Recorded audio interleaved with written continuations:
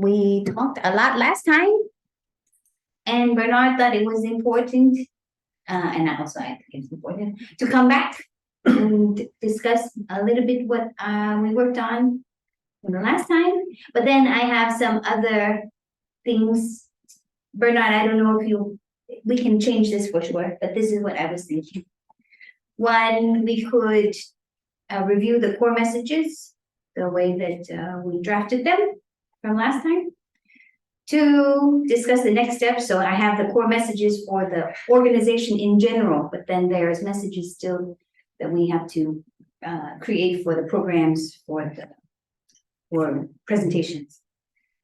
Then I was going to present to you, because we talked a lot last time about, why do donors choose MekongPlus? Why do they not choose them? And I thought actually it would be better to start from the beginning, to look at the fundraising landscape in Vietnam and explain some trends that I see. But then, of course, what I would really like to do, the big part, is talk about what we think some of the strengths and weaknesses of MekongPlus in fundraising are, and what are some of the opportunities and the challenges. And then after that, I was going to share with you the fundraising strategy as I started to put together with the target list. Because I sent you the target list, but you don't have any idea why I picked those companies, and so I was going to explain. Yeah. And then, of course, the whole meaning of this meeting is also for you to tell me, yes, I think that's right, or actually, in my experience, that's wrong, or one thing I will say though, in our discussion, which I would like to say very clearly, is in the way that I run meetings or discussions, is that there's no wrong ideas. You can put up an idea, you can put up a thought, you can put up something, and we put it on the board. And so the time now is to bring those ideas out and not criticize. Right? Yeah. We can validate and verify things later, but right now it's just about taking what you all know, because you have a lot of experience and skills with MekongPlus, and then we make a strategy that makes sense to make more money and have more impact, right? Yeah. Okay. So is this agenda okay with everybody? Yeah. Okay. I'm going to stop sharing this part, and let me share again 4 messages that I sent to you.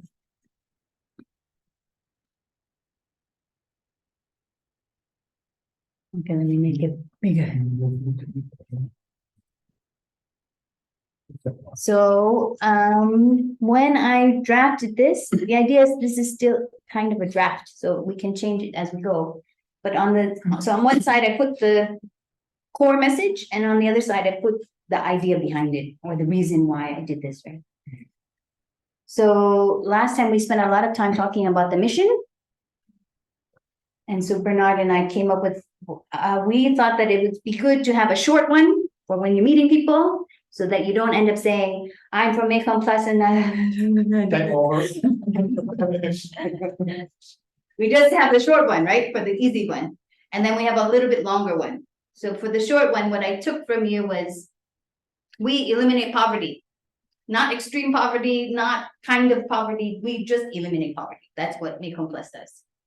And a key idea inside of that is we engage the participation of everybody in the villages in Vietnam and Cambodia where we work. Yeah. Simple, done, short. And then if you have a little more time, then, or for example, maybe in email or in proposals, we eliminate poverty through a participatory and collaborative approach. If this is too jargony, we can take it out. In which poor people and communities are at the center of tackling the most significant challenges in southern Vietnam and Cambodia. Any questions about that? Any revisions?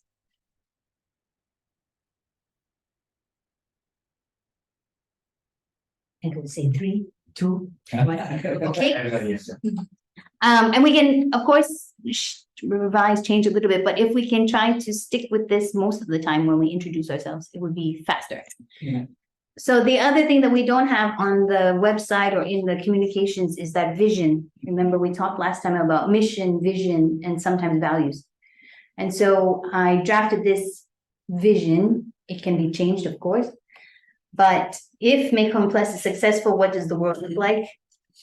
So we envision a future where people living in villages in Vietnam and Cambodia can access the resources needed to build healthy, resilient, vibrant communities. Basically, no poverty, no inequality, happy. Isn't it necessary that there is a link to the mission? So usually you in a nonprofit communication statement, the vision represents the world if the mission is successful. So if we eliminate poverty, that means people have access to resources to have healthy lives, basically. Okay, got it. But if you want a more direct kind of link, we can try to test that out. No, I mean, I just out of the blue, without too much thought, reaction to the mission was that you were putting in bold, we eliminate poverty, whereas I would have more, you put it in bold, right? Whereas I would have put in bold with the participation of all. Because anybody and his dog want to eliminate poverty, right? Everybody wants to do that, right? So how does that make you actually special? For me, the only thing that makes that in this mission that those guys are special is with the participation of all, and that makes me interested in learning more, right? But the thing is, the mission is not to have everybody participate in a soccer game or poker game. I understand you say no. What our mission, participation of all or not, is at the end of the day is to eliminate poverty. So that's why you put it in bold and understand. But the key things that attract attraction as a unbiased reader is with the participation of. Oh, that's interesting. Yeah. I like it too, because this is also selective. Yes. We are not going to do anything with everyone. Our basic condition, people must participate. Yes, yeah, and for a donor, this is a teaser. It makes you want to know more because this morning you got 32 emails of people who want to eliminate poverty. And so but with the participation of what if you vote like this? I want to listen some more. I agree, and I think this is one of the edits that Bernard made too, in the sense that he said originally I just had eliminate poverty, and Bernard was like, no. Central to MekongPlus is the fact that we engage everyone, right? In this, it's not we come in and we tell people what to do. Voilà. So. And this is where I'm saying in our vision, you want to have the thing that makes us special in this vision we have of the future. Is it actually appearing? And that's where I'm a little bit surprised that it is not. You can access. That means if they want to. No. Yeah. Can is a possibility. It doesn't mean whether you want or not. Can is a possibility. Yes, so it's an opportunity, but if the people don't join, okay, we are not going to give it to them. So we can, I hear both of you and I don't disagree. Yeah. So what I would say is let me look at that vision again and make it one more directly linked to the mission, right? So you see the flow, right? You see what I mean? And two, the can access is also because Bernard and I went back and forth about how to show that we don't give everything to everyone. We take people who have the drive and the motivation to change the community to do those things, right? Exactly. So I think what I'm hearing from you is it's not perfect yet, so I need to fix the bit. Yeah, I like in the vision where people who want to help themselves can access. I'm with you. You see what I mean? But it is this who want to help themselves. A little subtlety, that I feel in the vision maybe is a bit lacking, and that the people who struggle to Can access. I know the can access, the heart of that is that we're trying to figure out how to say, removing inequality, right? So I just think we have to fix that somehow. So let me come back to that. Yeah. Okay, values. What I heard from you is people-centered, human-centered, everybody wins. Yeah. So I started with we believe in people. Yeah. I actually, now I look at it again on the big screen, one of the things Bernard said, I said, by engaging in a participatory and collaborative approach, blah, blah, blah, blah, we find human-centered solutions to some of the pressing challenges of development. But Bernard had said something to me and I'm still thinking about it. This participatory and collaborative approach does sound jargony. Yeah. So maybe I had to change it. What do you want to change, sorry? This part, it sounds like, I thought with the participation of all, yeah, I think we'll go it's back to this. easier to understand. I think that's good.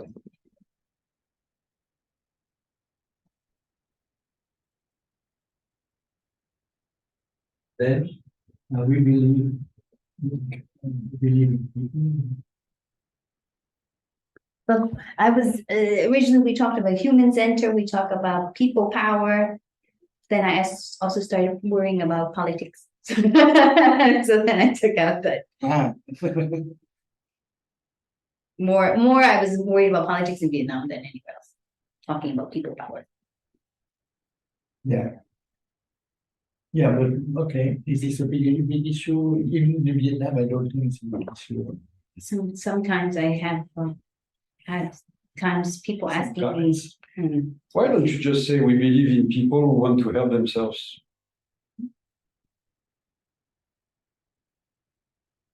Just you simply. believe in the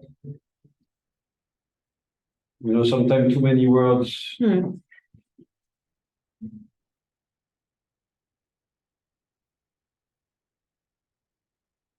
Yeah, it's a bit, I'm afraid that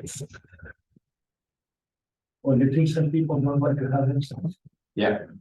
People say, hey. You have people who consider that things are owed to them, that they should just go to some place, get money, and Yeah. lots of French people are that. Then You have people who are lazy, you have people who... exactly, and then you could say, well, these people are not going to school because they don't want to. Yeah. You see, that kind of attitude, which I don't believe, it. No, but at the end of the day, you have the people on the ground to ensure yourself that actually these people want to go to school. Yeah. And you check that, right? Yeah. But at the end of the day, at the core, you really have people that just want to, just not after financial help, but actually they say, give me a little bit so that I really improve my livelihood by a lot. So it's not just your money that is going to help me. It's all the effort that with your money I'm going to be doing that is going to help my livelihood. So that's where I'm saying we believe in people who want to help themselves. Or what okay, about? ask Quinn, Yeah. when I see you moving your mouth. You have an idea. Along instance, just it's a bit of impact to mention with the funders about how is the value of the donations and the beneficiaries they are ready to get that grant. Maybe we win in the future. So when we talk about values here, we are talking about the philosophy, right, or the values that we the belief system that we have for the organization. Yes. So, for example, when we talked about the scholarship program last time, we talked about how we believe every child should be allowed to go to school, right? Should have access to go to good schools. That is a belief, right? So what is that underpinning belief in MekongPlus that ties all of you here together, right? And one of the things I think is that, I think I agree that we don't have the word right yet, but actually I do think that you believe that everyone has within themselves the potential to come up with solutions to very difficult problems, right? I don't think that we actually think that people are lazy. No, but at the end of the day, you also agree with me that you don't have $100 billion to give to everybody, right? That's not what this is No, about. but just let me finish my idea. At the end of the day, people on the ground, they have to make hard choices, right? They have to say yes to one family and no to another, right? And based on what are they going to say yes to one family and no to another? They will come back to the values, right? To the foundations. I think the And values that's is where actually, it must be clear. Right? when I listen to Bernard, but I could be wrong, I think the values is if we think hard enough, we can all figure out the solution so that everybody wins. Yeah. What about, we believe people want to help themselves. Yes. Yes. It's very good. So it's not selective. We Yes. believe that Yeah. basically everyone wants to. Exactly. Yeah, that sounds very good. So if you meet somebody who is asking you money, but clearly don't want to help himself or to work hard, or probably you won't give him money, right? What do you think? What do you think, but is that okay? We're not happy. But it's not up to me, it's not up to me, right? So, Well. But it's also up to you. it is not up to me, but yeah, I think we need to think about this a little bit more. Okay, But that doesn't mean if everyone is happy with this, then we go forward. But also it sounds funny. So for example, if you're, I'm not going to go very long on this, but you know, if we go into philosophy, right? Do people essentially want to help themselves or help other people? This sounds like you're saying people want to help themselves. okay. You know what I mean? Yeah. The self-interest. It's so I just mean the language is not quite right. Okay, understood. Yeah, that's problem. Right. Okay. But at the same time, you agree with me that it is based on the values that our people on the ground are going to say Yeah. yes to one Yeah. and no to the other, right? No. I still say no to that. Really? Yeah. Oh, that's interesting. They generally do help themselves by get better life. Better life. I'm just gonna write a lot of things now. So we can, No, it doesn't resolve the question of the community. Yeah. There's still, you know.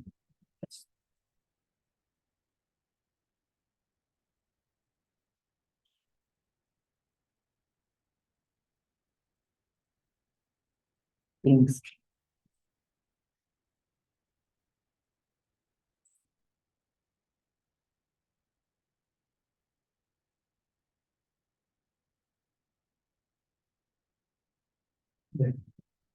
Blah, blah, blah. I think development, you could say community development. Then we, Would you be ready to add one fourth line to put in my line? We believe in people who want to help themselves.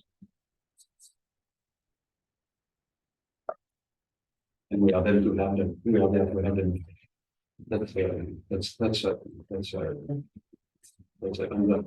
understatement.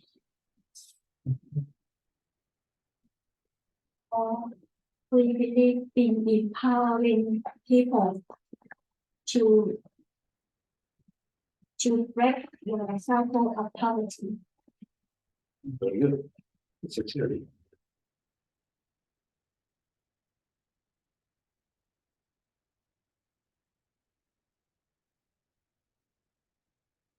We give them the power, but it is up to them to actually break the cycle of poverty. We can do it for them, but we will help them to do it. Yeah. So that means they are willing. Yeah, means financial Yeah. or resources or skill, anything. Very good.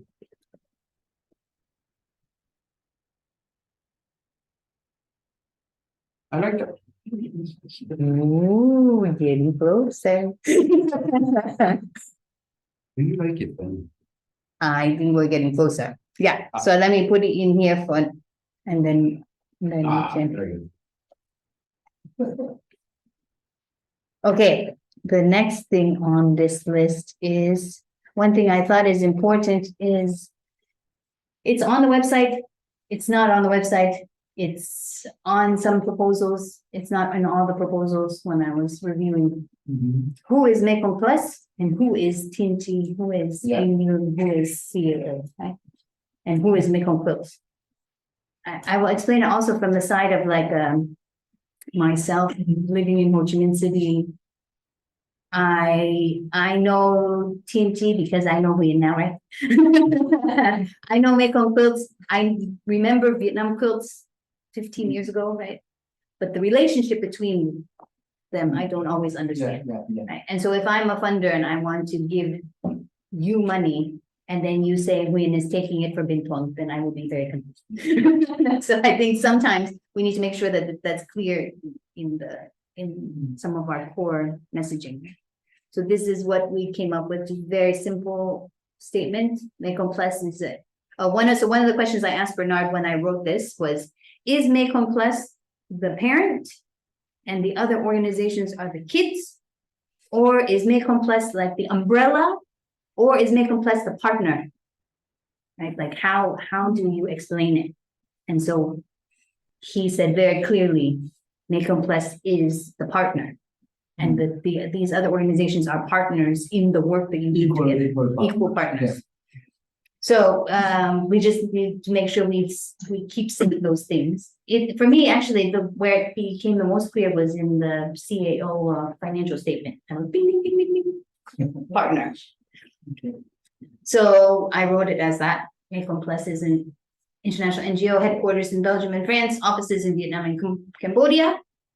And then in our work, we work closely with these three local partners. This means that if a CEO or TNT want to do programs which are not MekongPlus programs, you're free to do it. Equal boundaries, right?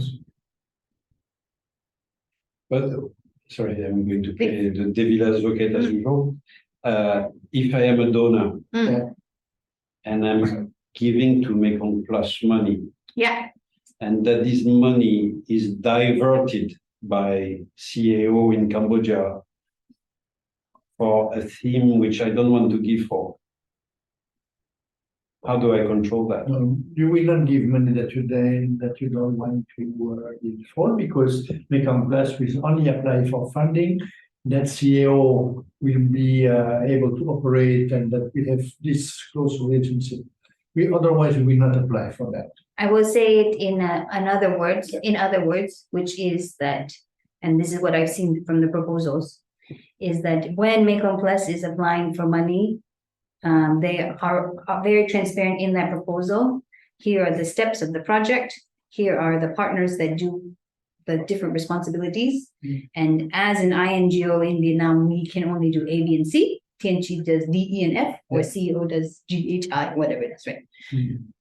For this project with these objectives. So I think as long as it's clear, it's fine. But one question they may ask too sometimes, and we just have to be prepared to answer, is why don't I just go straight to TNT?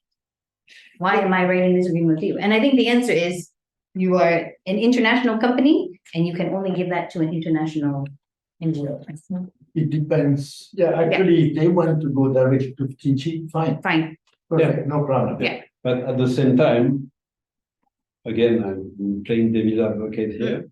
Somehow in your communication, you need to explain how you control the fact that a donor who wants to give for A to MekongPlus, MekongPlus has employed CAO for A, B, C. But the thing is that CAO is doing also D, E, F. How do you track the fact that this money is not employed on F? That's MekongPlus gives you the guarantee. And you need to have some words about it to reassure the donors that you have a traceability. We take responsibility. And it needs to be we in that do the agreement. project visits. Exactly, all that stuff, but it's It's in there. and partners is very vague. Partners is very vague. So at some stage, maybe you need to have some words about defining what do you mean by partners. partners is extremely vague. So it cannot be more vague than partner, right? So So just remember, this is just the core Yeah. general statement, right? Yeah. But then in the different relationships they have with the different donors, then I would assume in the proposal it becomes. in my opinion, the day you will have convinced Vietnamese donors to give, even to MekongPlus, in order to give to Tianjin or Andong or community Yeah, about that, it means you will have solved the problem of the Yeah. traceability. we're getting there very soon though. Don't worry. Okay, so then I went into each program. So what I will say is this, I wrote only 3 to 4 sentences for each program. But one of the next steps I think I need to work with everyone on is writing, and I started template, is one fact sheet for each program, which is similar to this, but a little bit more detailed, right? So maybe it's 2 or 3 pages about a program. A lot of the stuff is on the website already, but in the clear way. So one thing I realized is that you have 4 priority program areas. And the reason I say that is I kept seeing health come up sometimes, and then other financial statements, they're talking about this health project or this health project. So I asked Bernard, where is health? And then he explained to me, no. So these are the 4 priority areas. If there are other things that are happening, of course, small projects, those are not priorities, right? So, and then I basically took a lot of the language from the website to make things I tried to make it super short. The reason we're thinking about this is like this. If you're talking to a donor and they say, what are you doing in education? And you're in a meeting, you only have 1 minute, right, to talk about it. So I just wanted to write a description long enough for 1 minute. So the first thing is starting again with that belief education. We believe securing access to quality in education and training is key to breaking poverty in Vietnam, in Cambodia. And then the 2 parts are the education for the young people program, where we do all this stuff, support children, scholarships, bicycles, specialized training, and then also capacity building and training for teachers and parents, such as in the inclusive education program. That's part 1. Part 2, agriculture training program. We bring together local agronomists, veterinarians to share best practices with farmers who are in the same community, and that leads to higher yields, higher incomes. Oh, I forgot to change something here. I'm gonna fix it later. Bernard told me to fix it and I forgot to fix it.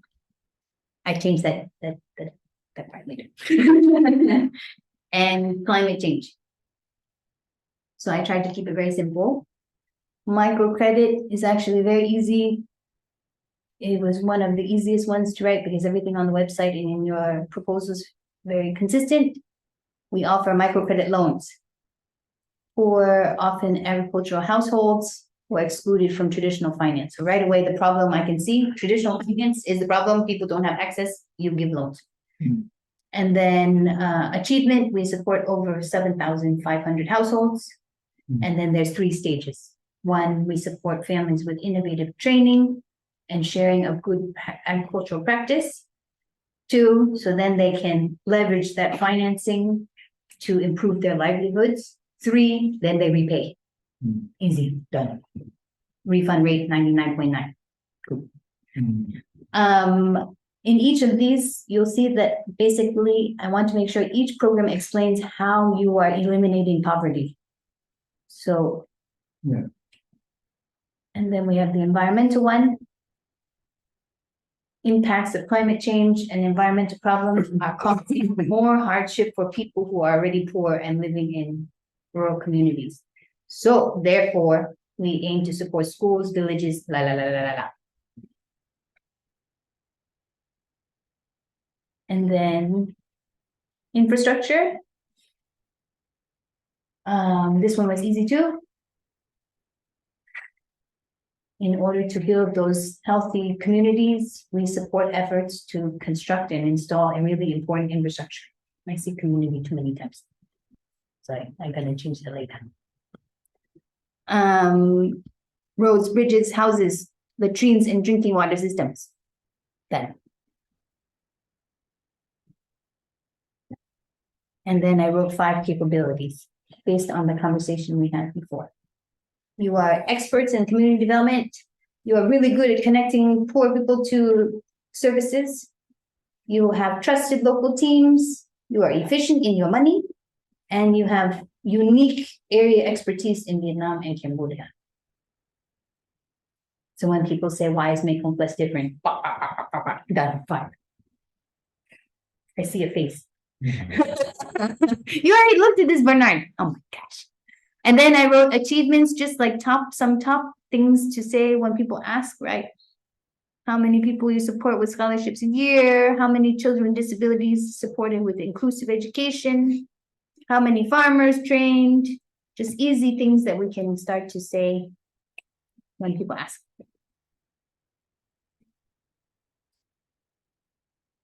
I was surprised by this, but I looked at the statistics for the last 30 years. It's about 13,000 latrines, biogas, blah, blah, blah. What? Yes, and so once 1,050 domestic. One, I'm sorry, this, Yeah. all the years. Bridges and roads, you add them all up. Too much? Well, yeah, I don't know about the kilometers, maybe you can drop this one, because bridge 430 is bridges and roads. Mm. So I think it's about 180 bridges and the rest of roads, but when we say roads, we don't say how many kilometers. Yeah. So, yeah. I was surprised by this figure, I mean, it's based on Good. monthly reports, yeah, amazing. And then when people ask, who gives you money already? Blah, blah, blah, blah, blah. Just know a few. So just too many figures. Yes. So this is the idea, And is sorry. not to use all of the figures. Yep. The idea of this is just to have some key facts. So then when we are making the presentation, for example, to Dragon Capital, And the other thing is then we cut. too many figure imprecise. So This is precise. it's not precise. 7,400 people. No, but you said between what date and what date? Is it every year? Is it? Nobody, here is it it is. since inception? No, I have it very For clearly. instance, okay, Yeah. 3,500 children supported with scholarships per year. That's clear. It doesn't say what is a scholarship. You can have a scholarship for paying the But this full is just an studying infographic. fee of one guy in one school per year, which is normally a scholarship. It can be a few math lessons from here to that. Yeah, From it sounds time to time. So a bit imprecise. That's in terms of the figures. Again, I'm playing my devil's advocate, pardon me, but I'm saying sometimes it's a bit imprecise. Is it on the nature of it? And sometimes about the span. Scholarships mean access to school.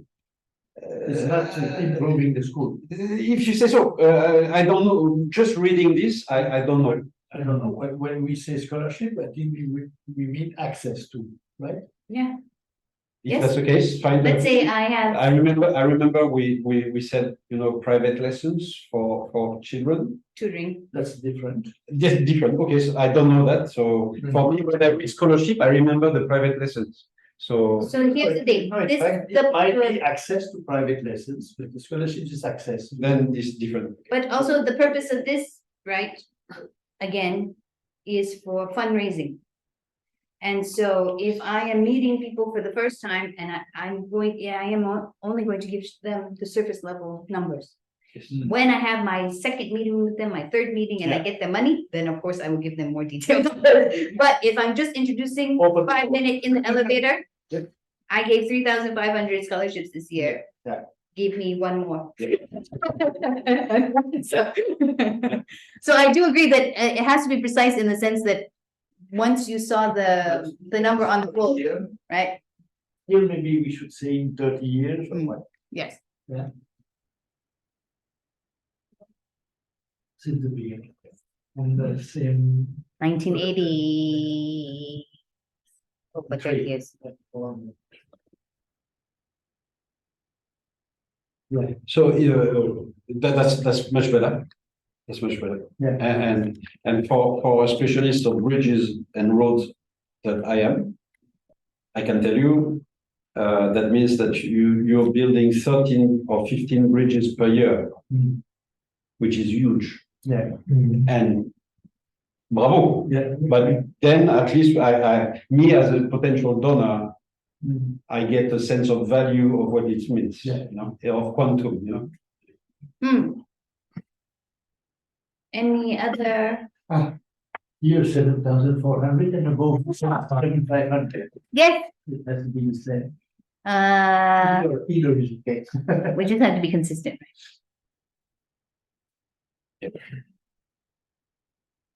Okay, so everyone okay with the core messaging? So for example, when I make the MekongPlus PowerPoint presentation, basically it will be this, but with pictures and la la la la. Mhm. Yeah. Okay, I'm a bit puzzled, but maybe you are touching this later on how do you measure success? You're getting there, okay. Good. okay. Oh, thanks. Oh, it's smiley face. It's nice to see a smiling face from time to time. Okay. That was from my conference. Okay, so we did that. Now we go into, oh, everybody feel okay? Yeah. I was thinking what I will do is I will give a little information on the fundraising landscape in Vietnam right now. And then we can take a quick break and then we can go into the discussion and strategy. In fact, Yeah. okay. So I just wanted to, yes. To say Vietnam. Well, I say in Vietnam because I also know Meet is here and I don't know anything about Cambodia. So the only reason I say because my presentation specifically is about Vietnam, right? Yeah. And also my scope that you gave me is to support corporate Yeah. fundraising in Vietnam and also the diaspora in the US, right? So I just wanted to make sure I was not going to pretend to Meet that I know anything about Cambodia. So I just make it clear. No, but you say strategy and targets. Okay, anyway. Again, but that's Vietnam focus. Okay, we understand it. This room, of course, is not Vietnam focus, but I am Vietnam focus, right? Yeah. Okay. So something that occurred to me is just understanding generally in Vietnam, we kind of see it, right? Overall, households are getting, I know, I see the face, I know what you're gonna say. Households are becoming more wealthy. That doesn't mean that inequality doesn't exist. It doesn't mean that obviously people in rural communities are still having hard time. But I'm just saying, when you look in terms of thinking about this in a fundraising lens, right? Hmm. And this is why it's important. Mm. We need to sort of look at that economics so we understand. So just in the last 5 years, right? We went from having 2 billionaires to 7 billionaires. Does that mean they give any money? No. I mean, in the case of Sovico, right? Madam Tao, she gave money to Oxford. She does not give money to inside Vietnam, right? So, but it's just to get a snapshot and an understanding of where things are going. I see your face. The number of people with ultra high net worth, and when I say ultra high net worth, I mean they have over $30 million in the bank. Over 5 years went from 270 to 1,416. It means that there's people with a lot of money hiding, right, in Vietnam. Does it mean that they spend money on charity? Not yet, but we just aware. The number of millionaires going up, right? And then in terms of how many households who make more than $1,000 a month, that number is going up. You sure it's only 6 million? Yes. This came from market research done by Sinigo in this first half of 2023, but it's also looking back at the last 5 years. You can look at 1,000. Because if I remember well, the GDP per capita of Vietnam was about, in average, $300. Yeah. So in a household, you have more than one person working, right? So out of 100 million Vietnamese, I would have thought that in terms of household, there would be much more than 6 million people making more than $1,000. But Yes, and you imagine that most households in Vietnam, right, are multi-generational. So I hear you, but this is the number I got Yeah, from. that is fine. Where is this coming from? Semigo, Simigo, Vietnam Construction. Semigo Vietnam, every year they do market research on sort of the state of consumer and retail in Vietnam. So this is part of their research. But these guys are not rich, but they are certainly out of poverty. They're middle class, right? So more middle class, basically. So what you see is They talk about income, not about assets. correct. About spending money, right? Yeah, Okay. maybe they have a lot of land but no income. The reason I also bring these things up is because within your strategy, there seems to be a direction where Vietnam is being asked to raise more of the money for MekongPlus than Yeah. before. So I also want to make sure that everyone understands where Vietnam is and whether that is possible or not. right? So I'm sure all of the fundraisers in Vietnam know this already, but in terms of the legal framework, we are one of the most strict when it comes to allowing inflow of foreign money. What is SDO? I will get there, yeah. Sustainable sorry, Development no, social development organization. Oh, so this comes from every year, there is an organization called Center for Asian Philanthropy and Society, and they do a research on the different countries in Asia and about philanthropy, how people give. Okay. So this is from 2022 and so they compare Vietnam to the rest of Asia. You can also look at Thailand, you can look at Cambodia, you can look at. So Vietnam is one of the strictest in terms of allowing foreign money inside. We also have legal restrictions on receiving funding from domestic sources. So as we know from the fundraising law here, that makes it more complicated, right? Than say in other countries. I think we're still waiting for permission to get money from GeoX. Did we get it? In fact, did we get the permission for GeoX? Okay, fait plein de thing for GeoX, yeah. Got it. Yes. Okay, good. After months. So in the Doing Good in Asia, they call it social development organization. So they don't call it nonprofit, they don't call it NGO, they call it towards the social sector, right? So this is looking at the budget. If you look at the budget of say an NGO in Vietnam versus an NGO in other parts in Asia, you can see the yellow is Vietnam, right? So most of those NGOs are getting money from overseas, not from inside Vietnam. And then in Asia, you see it's a little bit different, right? There's a lot of organizations getting money domestically. And then also different is in Asia, other countries like Thailand, Cambodia, they're also getting money from government, their own government grants, which as we know in Vietnam is impossible, right? So what that means is that your sources of funding within Vietnam tend to be international or domestic and corporate. Those are the three big ones, right? Yeah, but in which MekongPlus there are some items that we don't include in our budget, but we facilitate, we organize things. For example, we make a bridge. It will be a community participation, but also local authorities participation is about, I think maybe the local authorities contribute more than the MekongPlus part. But it's not in the budget. We prefer to keep it out of the budget because it's otherwise too much bureaucracy, it's complicated. So then in the case of So MekongPlus, yeah, what I would say is that what that means to me is that I would, if I had budgeted that in the most transparent way, then it would be domestic co-financing, right? So it would still count as domestic money. It's not government contract, and it's not a government grant necessarily, right? So that's a community co-financing that counts as domestic funding.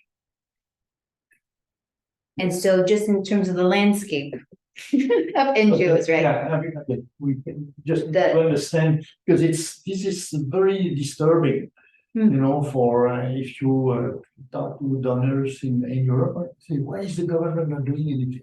Yes, Like, correct. Why should we make bridges? I mean, this is the job of the government, not of an NGO, right? But in fact, In fact, we always say, actually, the government is doing much more than we do. For the same bridge, the government is contributing for housing, for scholarships. I mean, almost in every respect, the government Vietnam has very good, poverty elimination program, government program, very effective. So that's disturbing data. Whereas in the previous document that you showed us, I had the impression that MekongPlus was financing the whole 13 bridge per year. No, Okay, yeah. oh, which I don't know that. The way it was written, But we still claim that we, contribute, that this is part of the project. If MekongPlus had not initiated this, there would have been maybe no bridge. But because of community participation, the way we work, we managed to mobilize the community, the local authorities, etc. Yeah, fine. So it's That's good. You get output. I mean, I think it would be a good message to say we contributed to 10%, even 10% is enough to the building of 430 bridges. It means we help people to help themselves. And within the people, there are local communities, there is the government, there is the local province, there is and whether you initiate it or not, doesn't matter to me. It's you are helping the project to get done. So And maybe without your 10% or 20% or 30%, the project would not have been done. So that's right. So this we need to explain. Yeah, This. I But mean, then remember, this is also just to talk about the trend of in Vietnam versus other countries. This is not necessarily talking about MekongPlus. Yeah. Right? okay, So, no, fine. But if Yes. you say this is the situation of the country, really, if I look at this, Vietnam, Cambodia took a totally different picture. yeah, It does not reflect it here. No. you mean, yes, because I'm not talking about MekongPlus, I'm talking about But The country situation. yes, Okay, well, for example, housing program. yes. We build contribute a little bit. I think about 15% for each house. Okay, so 70 houses per year, and the government maybe 200. See, but this is not. No. But in Cambodia, it's no. different. This is also, we're talking about the proportion of, let's say, one organization's budget. What are the sources of money where they're getting money from? This is not talking about a project like a bridge, right? And what is the sources of money for that bridge? This is, for example, one organization or many organizations in Vietnam, what is the typical sources of money that they're getting, funding that they're getting, which is domestic, foreign, corporate, and not government. I think it would be, I don't know if you want to expand on this, but this is the general picture, but this is the picture for MekongPlus.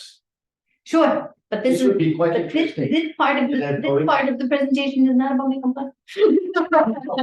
and And the reason why it's not about MekongPlus is, and I'm going to appeal to your businessman brain, which is that as you start thinking about the strategy on how you want to raise money for MekongPlus, right? You need to understand the environment that you're working in and the competition and what the other NGOs are doing and the direction of, regulation and framework. So even though for you, and I understand that, and actually that is what makes you different, this doesn't make sense for you, right? But I'm not talking about that. I'm talking about inside here, Vietnam now, landscape. here are the trends. And in Cambodia, is it the same? In Cambodia? How do you feel? It's about similar? Cambodia much more strong funding. Mostly for Cambodians from foreigner, it's not from the. Not domestic? Zero domestic? Little. A little, Yeah, right? little. A little, right? Yeah. So maybe not 16%, maybe 5%? 10%? Maybe 5. Okay, fine. And the reason why this makes sense too here is, I will say, there's more domestic funding than before in Vietnam compared to Cambodia. Is because when Vietnam hit middle income status, a lot of the big, international funders left. Mm. Right, so that means now more and more Vietnam has to look for domestic funding, right? NGOs have to look for domestic funding and they have to look for corporate. But if you had looked at this graph 10 years ago, for sure, foreign funding would be much bigger. Right. Whereas Cambodia still is, it's still not the Yeah. yet middle income. Even corporate funding was very slow Mm. at the time. Okay. Yep. Then corporate. So I don't have as much data as this is just based on this one graphic, but then also my own understanding. So what the graphic shows you is that 44% of the organizations that they surveyed in Vietnam receive corporate money. It doesn't say how much corporate money, it doesn't say what the if it's some or majority or minority. And then in Asia, you see it, they receive more. Corporate means business Business as a whole, right? as a whole. Like Momo is what? Momo would count, yes. Yeah. But I also count Momo as individual. But anyway, I'll get there in a minute. Okay. What I have seen in the last 15 years, right?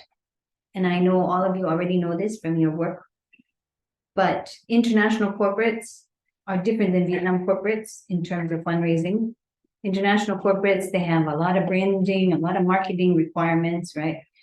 Also, most of the time, the priorities are already set, either set by the regional office in Singapore and Hong Kong and Bangkok, or set by the headquarters in Vietnam. But it's very structured, right? With a template and proposal, blah, blah, blah, blah, most of the time. In Vietnam, what I noticed for the Vietnamese companies, the relationship with the NGOs is more like a supplier. I'm hiring you to build me 3 bridges, and then my staff is going to come and then put the cement down, and then I leave. And I'm not going to pay you staff costs. I'm not going to do anything, right? And this year I'm going to plant trees, and next year I'm going to build a school, and the year after that I'm going to clean something, right? Whereas international corporate, it tends to be, because it aligns with their marketing, so it tends to be the same thing. I do environment or I do education for 4 years, right? Because they don't like to move quick. They're very slow. When Vietnamese corporate like, this year maybe we build a house. And so when we start to do this fundraising together, and that doesn't mean, and I'm not saying that's for all Vietnamese corporates or all international corporates. There are definitely some Vietnamese corporates which are amazing and do very deep, well thought out projects with community and with NGO. And there are some international corporates, they're very short-term thinking, don't care, very surface level. But in general, Yeah. this is what I see. Mhm. Okay, individual giving. So as we know, compared to say like other countries, individual giving is still a little bit low in Vietnam. The preference tends to be to give reactively, like to the storm or the flood, or to your temple, for the poor, or for old people, or for orphans. The giving tends to be where you can give it directly to the beneficiary, because there's a low level of trust you have in other organizations. So most people don't trust NGO, for example. Yes, So- exactly. And so in that doing good in Asia, they also found that basically is the same. 2 reasons people don't give in Vietnam. 1, they want to give directly to beneficiary. 2, they don't trust NGO. Mhm. In Asia in general, they want to give directly to beneficiary, or they just don't have enough money to give. And then one more here. So in 2022, 2021, Samigo added to their survey for the consumer trends, they added a survey on charity. And so this is in the middle of COVID, so this means it's not quite normal, right? But in that survey, what they found was 50% of residents in Hanoi and Ho Chi Minh made at least 1 donation in the year. 83% did it more than once. But the actual value of the cash donation is very small. They gave, I mean, it was also during crisis, so they only gave, between 1.5 and 2 million, right? And then they also gave food and they gave other gifts. Most frequent value, meaning each time they gave money, The most frequent value was between 100 to 200,000 dong. So it means something very small, very fast, right? But Yeah. if this is the most frequent value and the average is $64, that means that there are some people who give a lot of money, you know. So if you look at the graph on the right side, you see very small amount of money gave over 10 million, right? Or over 5 to 10 million. But the biggest part, that median, is the between one down to 500,000 dong. Okay, but Yeah. that's reasonably spread though. I mean, 7 to 21? Is that, is my understanding correctly? Yeah. 7 people gave over 10 million. And 21 people gave 1 to 2 or 100,000? No, Yeah. that's not a proper reading, right? Well, they mean under 100,000. But only 21 people? Out of this very small, tiny survey they did, It's very small sample. random sample. Yeah. Right, And- 220 people. And also this is Hanoi Ho Chi Minh. Yeah. When you go to rural areas, for example, in the villages, I think it might be quite different. I'm amazed to see the donations in the villages sometimes. And I will say that this data in particular is during COVID. So that was a very different time. Okay. Because I think before, people, maybe they gave money to their, wherever, they gave money to their church, their pagoda, right, different. But during COVID, then everybody was online sending 5,000 to this and 10,000 to this, and right? Yeah, because I mean, just looking at this figure, it looks to me like 40%, 40% gave more than 500,000 dong. 14 plus 11 plus 8 plus 7. Yeah. So that's Yes. 15 plus 25, that's 40, right? Yeah. 40 plus 60 above, so that's 40%. 40% gave more than $20, and some 10 million, that's, I mean, a lot of money, right? So actually, it's 40% gave a substantial amount of money, even in European terms. So I think this means also is that Vietnamese are willing to give without worrying, right?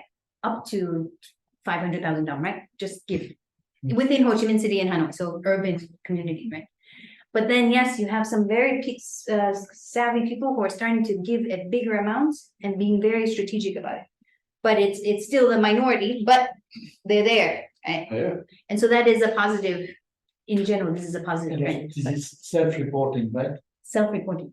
This is a survey. Okay. So it means like whoever participated in that survey. Yeah, does that mean that the people really did like that? You know, they just say, you know, and when you say to charity organizations, you know, if the school of their children is organizing something, maybe, you know, parents can choose it there as well. Yeah, well, but it tells me that they can be quite generous. But also Yeah. so either we can think of it this way too. COVID presented an opportunity for Right. people to really. This is COVID distorted. This is COVID But- distorted. Also, does that Yeah. mean that COVID introduced something too? Because maybe when you start giving, you don't stop. And how was it just before COVID? We don't know. We don't know because they didn't do it. Okay. I know, so sad. Yeah. Okay. There are two more, and then I'm done. So this is just again, from that survey. Most of the social delivery organizations they surveyed in Vietnam, it is a very small survey actually, because you know who does it is, He always very small. that organization, what's it called? I just met the ladies from United Way, but there's another name for it in Vietnam. They're the ones doing this survey in Vietnam. Okay.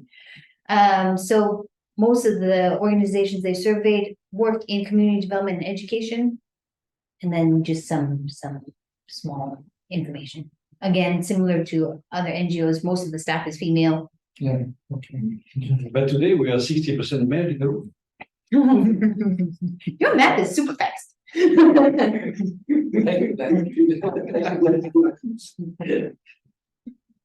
Last one, and then we can take a break before we go into the big discussion. What we see in Vietnam is that people are starting to lean into this idea of social enterprise. And I, even just in my personal conversations with people working in nonprofit, you hear that a lot too. Is that NGO going to change their registration and change to social enterprise? Yeah. Or is the NGO going to close and then reopen as Yeah. social enterprise? And there are, of course, political reasons for that, but there are other reasons too. And then, as you can see in Vietnam, also crowdfunding as a fundraising trend is quite popular. And I know we already know this from Momo, but I think one of the positive things about MekongPlus is you already started doing it, right? So now you don't have to. Very good. And then and with an eye of thinking this out, I didn't do it very officially. I could do a bigger one if I wanted to, but I didn't really make time for it. Just as a sort of reference point, I looked at Christina Noble as a competitor. I know we don't like to talk about NGOs as competitors, but Yeah. let's just think about it. Similarly, right, they operate in 2 countries, Vietnam and Mongolia. They focus mainly on vulnerable children, but if you look at their program areas, it says community development and education. They have 6 fundraising offices: Hong Kong, UK, Ireland, France, US, Australia. What that tells me is that most of that money they get is from overseas. Yeah. 4 programs in Vietnam. And then they make $3.5 million in income. Of that, they make from scholarship. I mean, child sponsorship is what they call scholarship, right? 42% comes from donations that includes both corporate and individual. 20% comes from grants. So what that also tells me is they must get really big grants. What is the difference between donation and grant? Grant is like when an institution is giving you a big check, And when like the foundations that support. and when they give you a big check as a donation, how do you call it? If it's an individual person giving me a big check, it's a donation. Okay. If it's a corporate, usually it counts as a donation. Okay, great. I mean, if you corporate is a grant, Corporate is usually counts as donation. And corporate is count as donation, and what if it is a government or if it is if it's a large institution like a foundation or a government, then usually that counts as a grant. as a grant? Okay, got it. And then they have Public and private, okay. 14% event. So it's quite split. Okay, so they don't collect 3.5 million in one big lump sum and distribute. They have programs of child sponsorship, donation, grant, and then event organizing. That's the idea. Okay. And I just met the new country director in Kenya. And I was shocked that they started talking about social enterprise model. Okay. Because in the past, if you look at their website, it's all about, oh my God, Child save support. this child, Yeah. right? But you need to sell something. You know? Yeah. So I started talking to them and I asked them what they're talking about. And they said, because they have been working in education so long and in social work, they're thinking about selling like educational services or teaching people how to run programs in education in the countryside or social work training, all right? Sure. It's a good business. It's a good business if they, and for whatever reason, that is a thing that they're thinking about, right? So it's for some reason, it's in their mind. And I don't know if that's I don't know what the driver is for that decision, right? But but they're not the only ones, right? No, there are many. That's for sure. Okay, Okay, so when we come back, when we go back, I want us to ta-ta. start thinking about, to discuss the strengths, the weaknesses, the threats and opportunities. Okay. So when we talk about strengths and weaknesses, it means internal to MekongPlus, and threats and opportunities from outside. So how about we take a 15-minute break? 15, 1 So we come back at 3:30.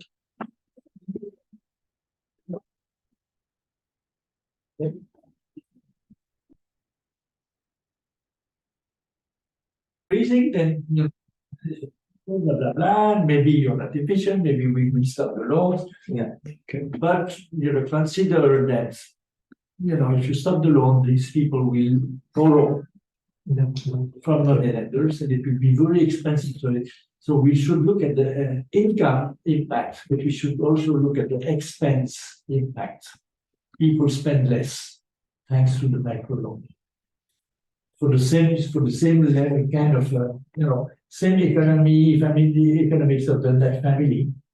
Maybe, Loan in one project, he said, we will start, some families are not making any progress because they use the money for medical treatment. Then I said, okay, imagine that they don't get the medical treatment. It's a disaster. It's a disaster for that family because some people may be out of work. Now, if they borrow from the money lender to get the money, the medical treatment, then usually, if it is for medical treatment, it will be very, very expensive because it's emergency law.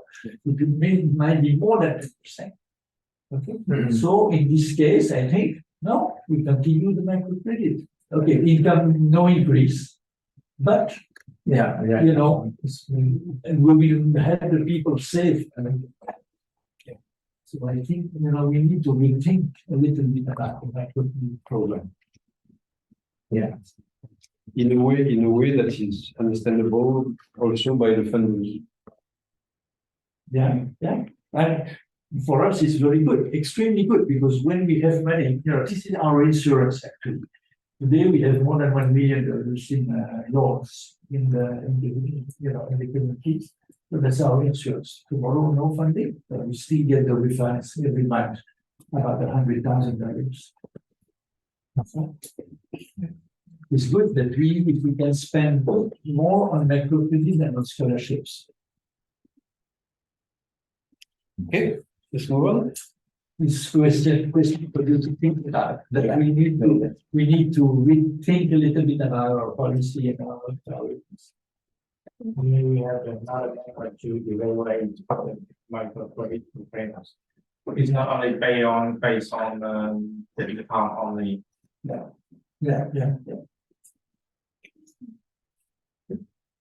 Okay, Good. Should. Sorry for this interruption. no, I think that's good. Actually, it's a good question anyway. Every opportunity. Yeah.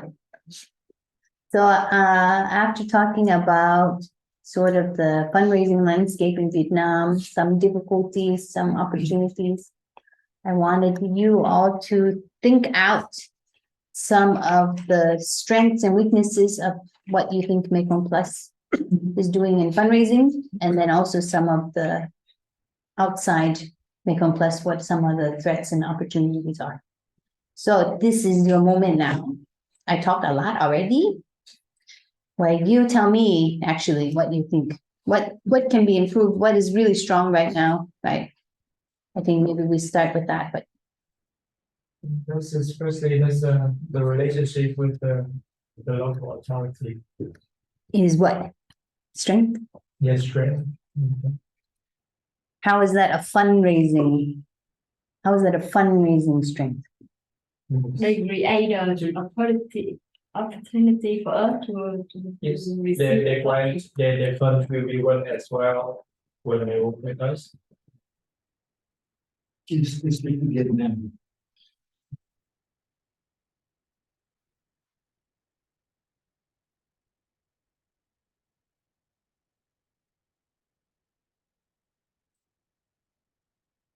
Long history. 30 years track record.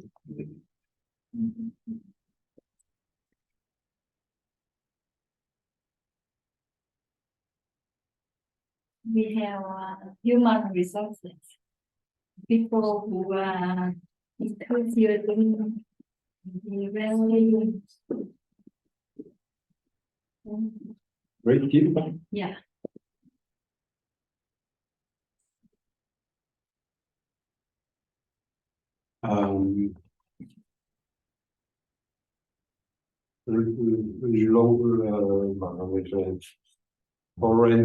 Some foreign management and foreign government.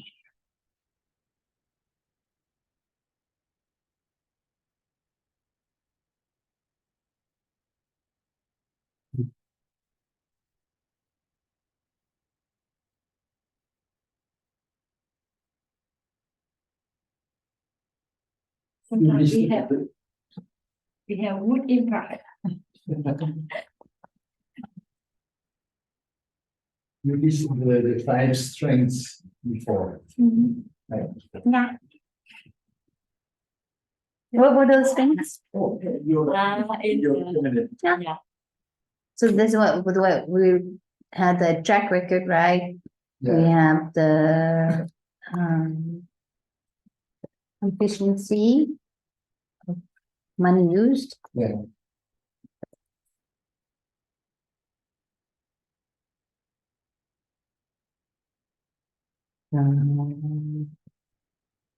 Area expertise. Community development. Yeah, what happened to the air conditioning?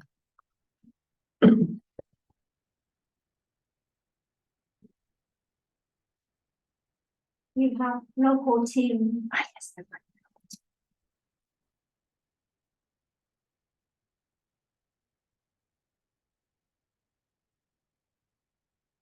If there is nothing else to be added in the other boxes. Yeah, we can go back and forth. Don't feel like you have to do one at a time. Stop listening. Stop.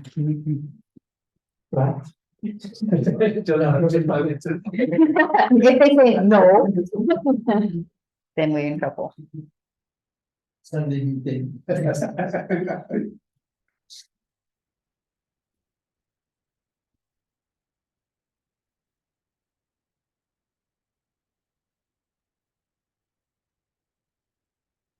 Okay, we can take a break and go to weakness. Okay. And that is about within MekongPlus, what, when we say weakness is also like, what can we improve, right? Or what is missing? Not rural based.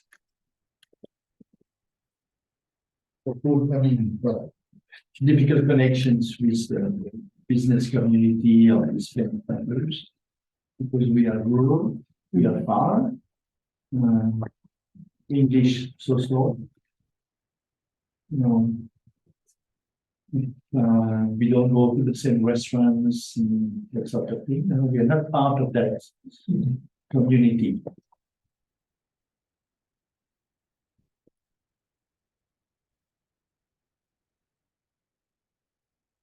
Where, for example, we sign a charity, it's quite obvious. Not very well connected with big businesses. I mean, they live inside us. And when we say rural based, then the projects are far, so you cannot show. If you have a school in the city or just close to, that's great. But now you have to spend the weekend at least.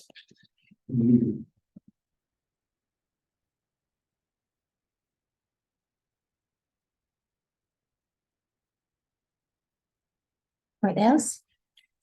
Fundraisers, Fundraisers? what are the challenges for you? What do you feel like, oh, I really wish that we were like this? Yeah, the other thing is social media.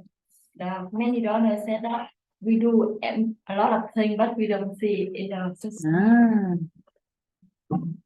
Rough, yeah. Not famous on the side. So let's say brand awareness and marketing.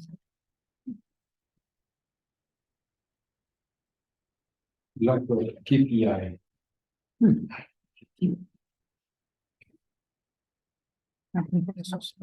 KPI.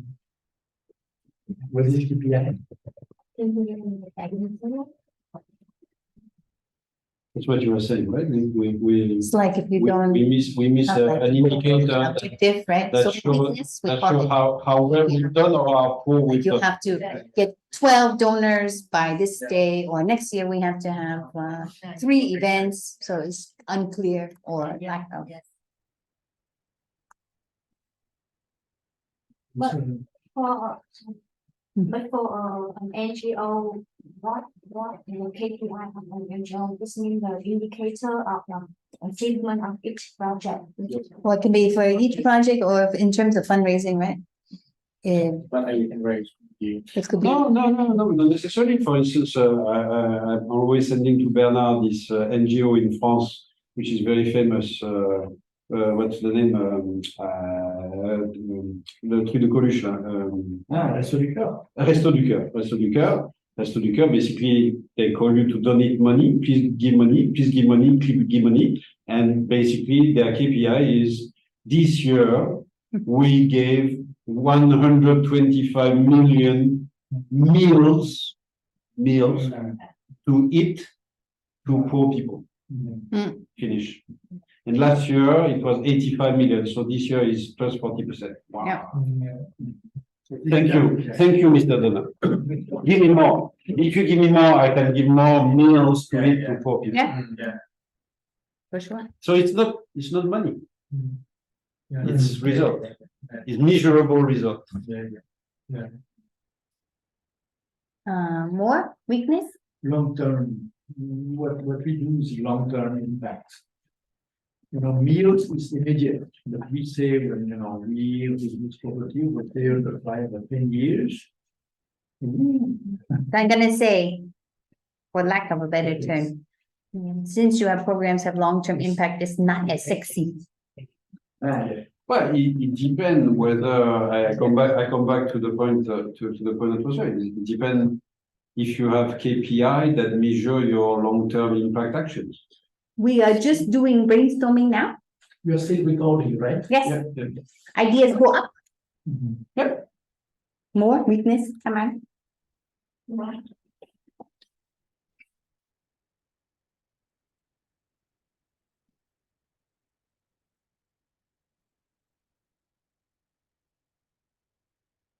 How about in Cambodia? Some program like they have the proposal the propose this program, but we did not we don't know this program. We never practice the program. I don't know how to say.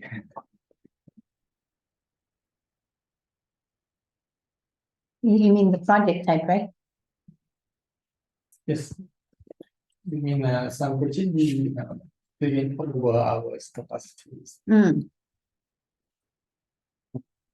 I maybe it's not the right words, but I remember our previous session where you guys expressed the fact that up to now you have failed in getting local donors donation money. Yeah. Lack of local donors. Yeah. So I mean, it's not. Yeah. We somehow up to now one of our weakness is. And we feel it's an internal thing, is we somehow have not been able to have the right network, the right people, the right argumentation, I don't know, whatever it is, to convince big local donors, and they are getting more and more every year, we see it, to convince them to give money to us. Mostly individual. Mostly individual. And we also have video donor in Vietnam, but mostly they support for accident, the disease, and Flood, immediate relief. for meal or something like this. Yeah. For meal food. I don't like to put this as a weakness, but we don't have marketing approach in the designing the projects. For example, I am quite passionate about planting trees, and I'm always upset, when I see other organizations who say we can plant 1 million trees and this and that. And we struggle to plant every year maybe 200 or 300 trees.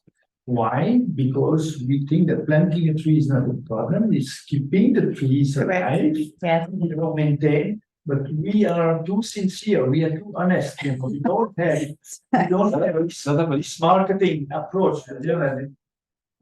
Marketing doesn't mean dishonesty, okay? I'm teasing, joking, just joking. Yeah, but I try to I think design marketing item in the budget, applying any project. One of the. does that mean you are not? So let me make sure I understand what you said correctly.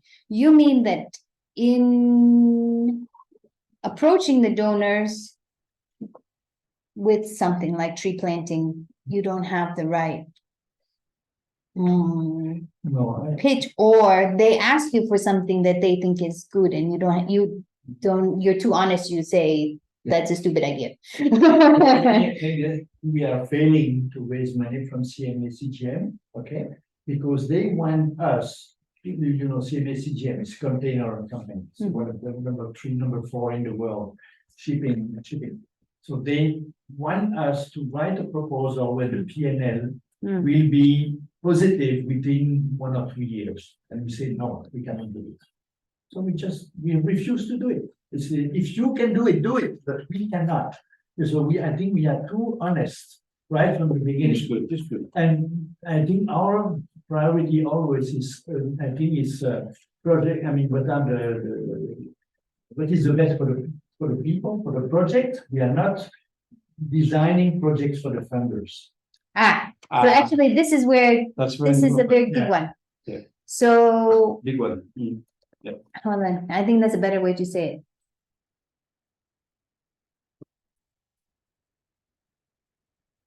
I will say difficulty, because I don't think actually what you're doing is wrong. No. I think, yes, I think that's the right decision, right? Yeah. But I do think that there is a art to negotiating with the funder to also teach them about how their idea is stupid. Or off, or not in alignment with impact, right? Sometimes we have refused funding because the funder would try to force us to do the bad way. Yeah, And we say, correct. no, we are not going to do it. Difficulty. But sometimes you try maybe to sell to the funder what you are already doing. Yeah.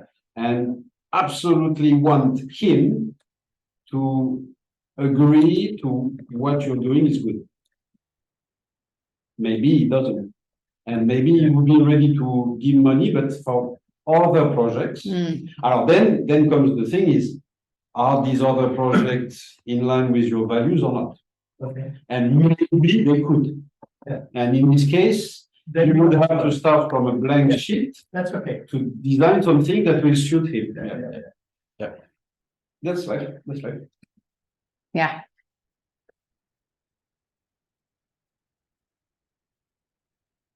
That's the day-to-day of any organization, NGO or not. Okay. Okay, how about outside threats or outside opportunities? Outside threat, I would put number 1. Who does too many things does nothing well. Oh, well, this is not, is this a threat or is it weakness? It's a threat. It's a threat because it's not a weakness. You do everything well. We know that, right? We are strong. We are proud of everything we do, and we do well. We have good impact. We know that. No, but That's internal. We believe in what we are doing. All what I'm saying is on an external point of view,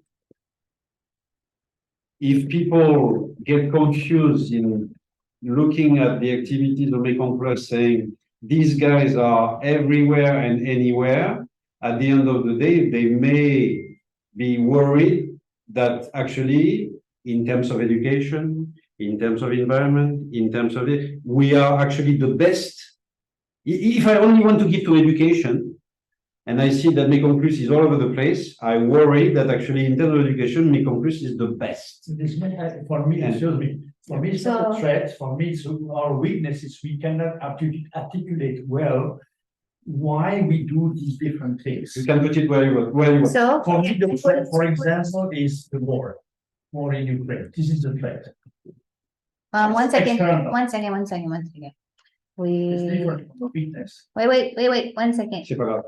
I will put both. So, L'essentiel, c'est de l'avoir comme item. On le met où on veut. here, wait, so the weakness is that you have difficulty. Oh, it's hot. It's hot and I don't know why.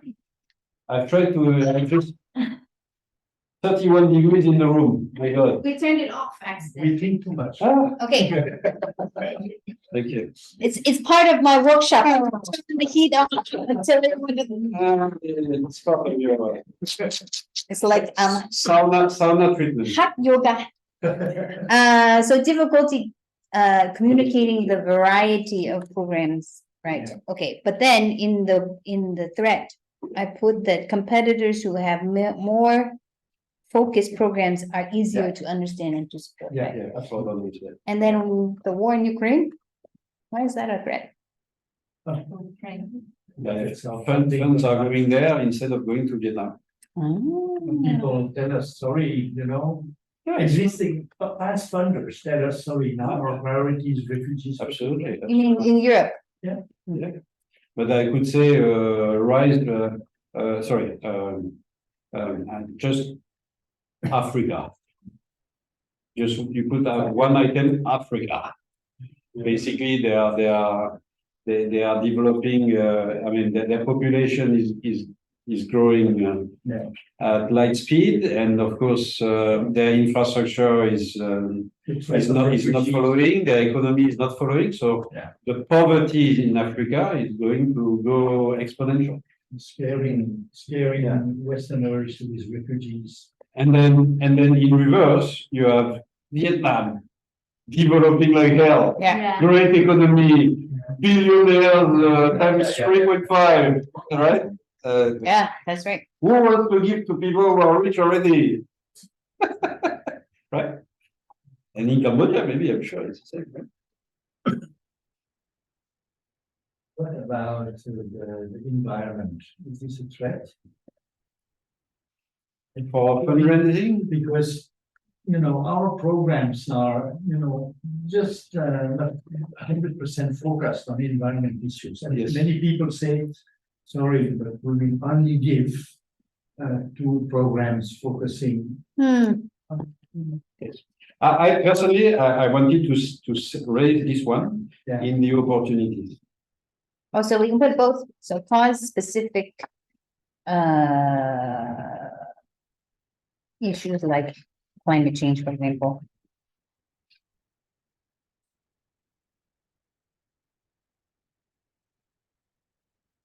May deter.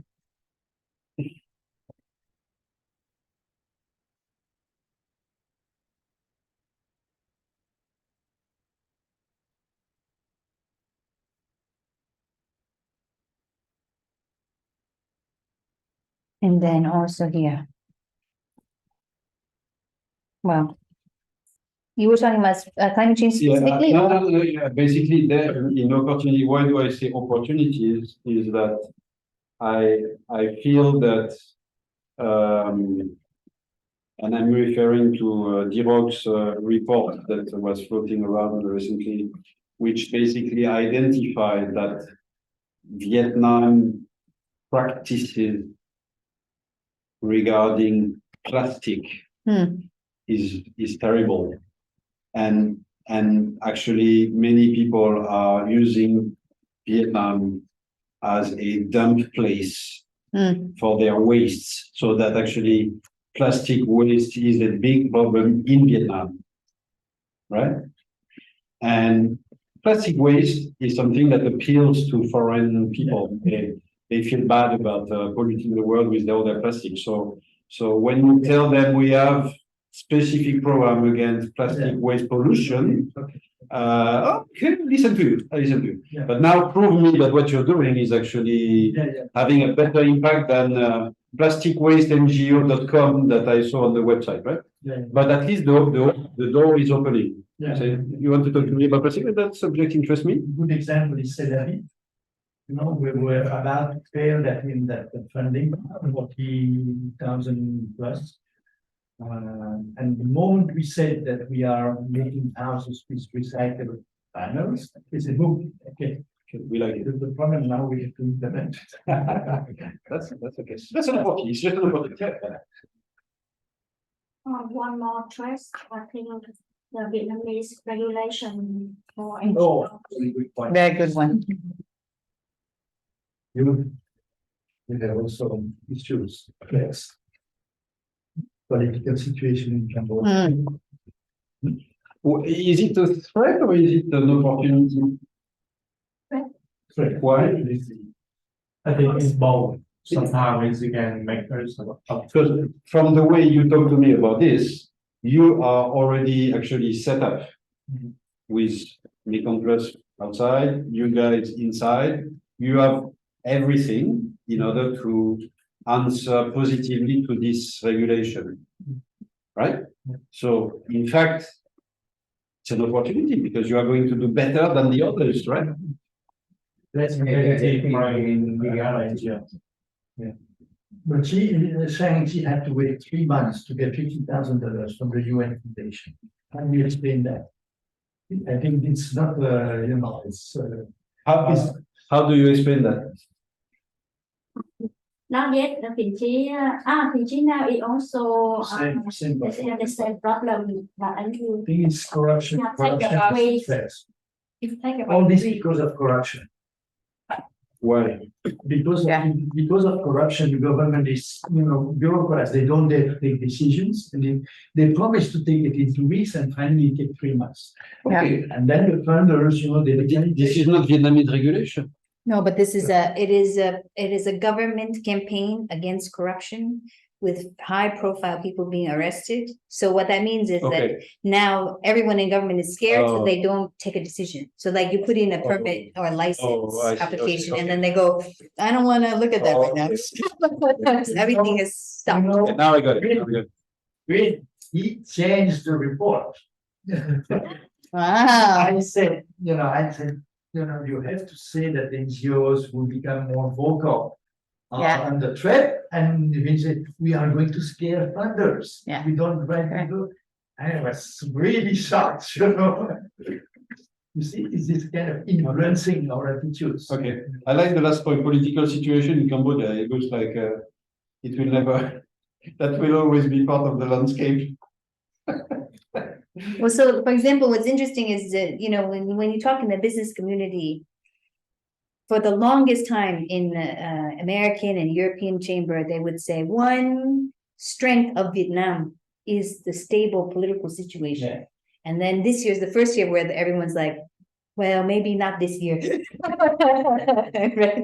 So it's both, it can be depending on. Everybody talks about corruption.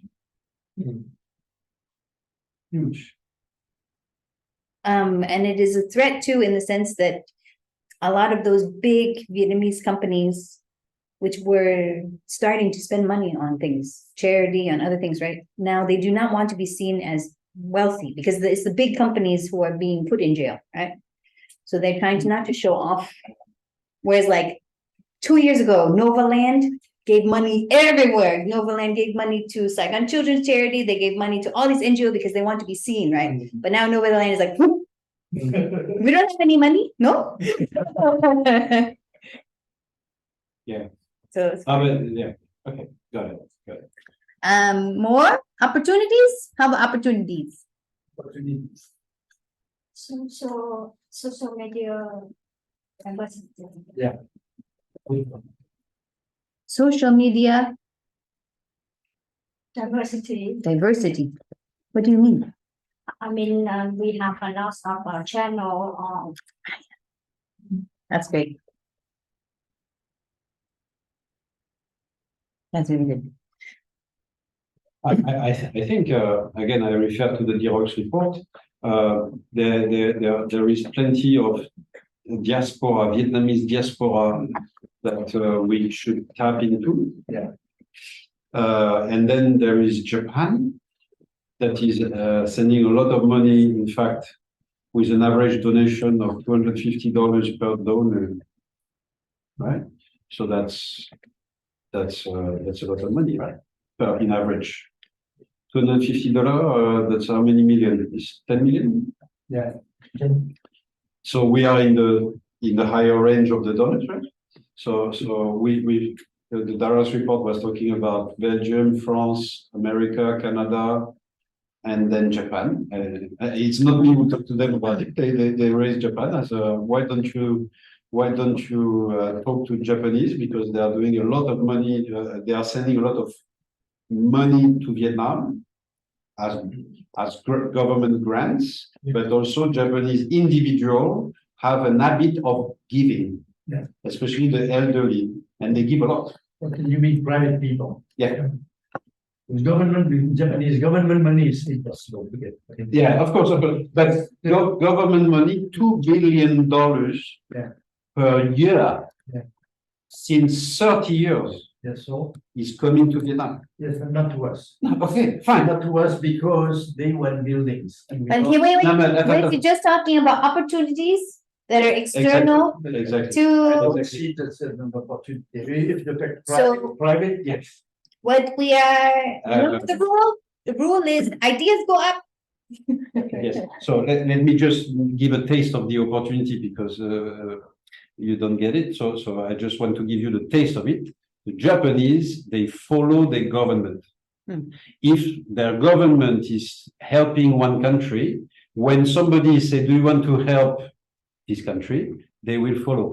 But at least you need to come and ask to them. If nobody is coming to ask them, of course, they will not give. But at least you have everything which is green light, because Vietnam, on the political view of Japan, looking at the world, Vietnam is green light. Yeah, yeah. And as a proof of that, the government is giving billions to Vietnam since many years. So the individual donors, if somebody is approaching them nicely in Japanese with a nice communication, would you like to give? This is all the good things we do. I think compared to Koreans, Chinese, Indonesians, Singaporean, actually, Japan is a great target for you. Wow. It's not, they support for the government only. I know. Yeah. Yeah, the government support well, but that's why I say the Japanese population, the people, Private people. the private people, if you ask them to give a little bit, Yeah. you know, $20, $50, $5, they will say, where does it go? Ah, Vietnam. Ah, yeah, my government give a lot of money to Vietnam. Vietnam is a friendly country to Japan. Okay, they open the door. They believe in the government.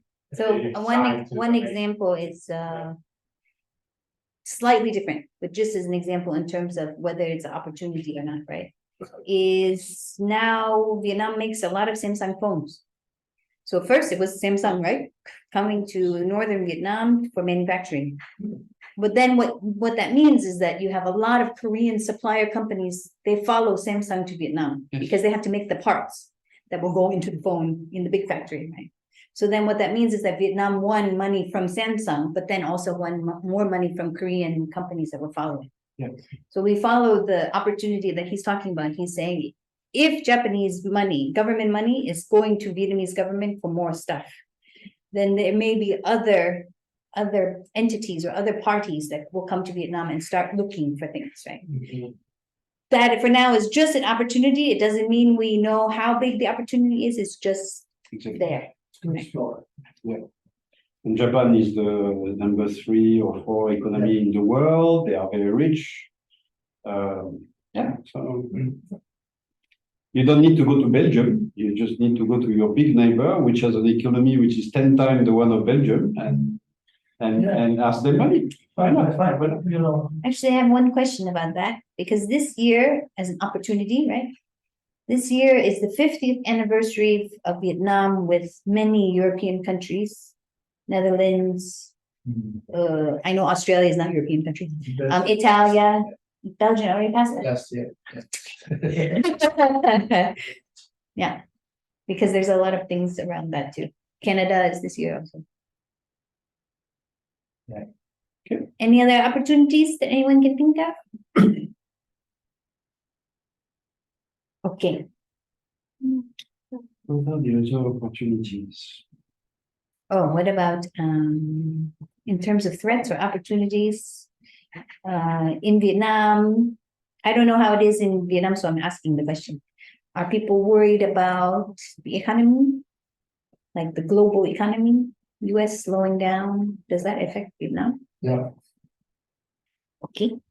And Factories closing.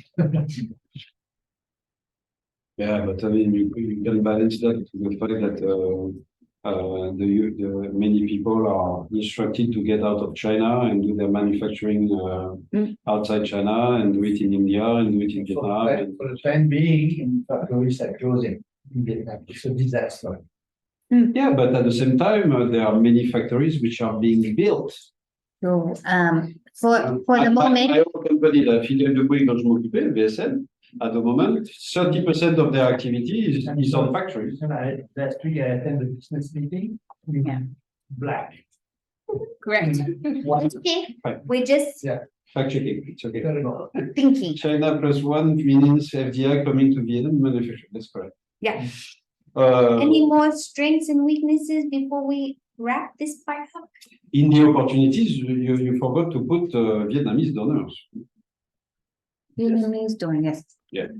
Vietnamese are getting richer and richer and should be more and more prone to give to their hometown or home village or roots. Right?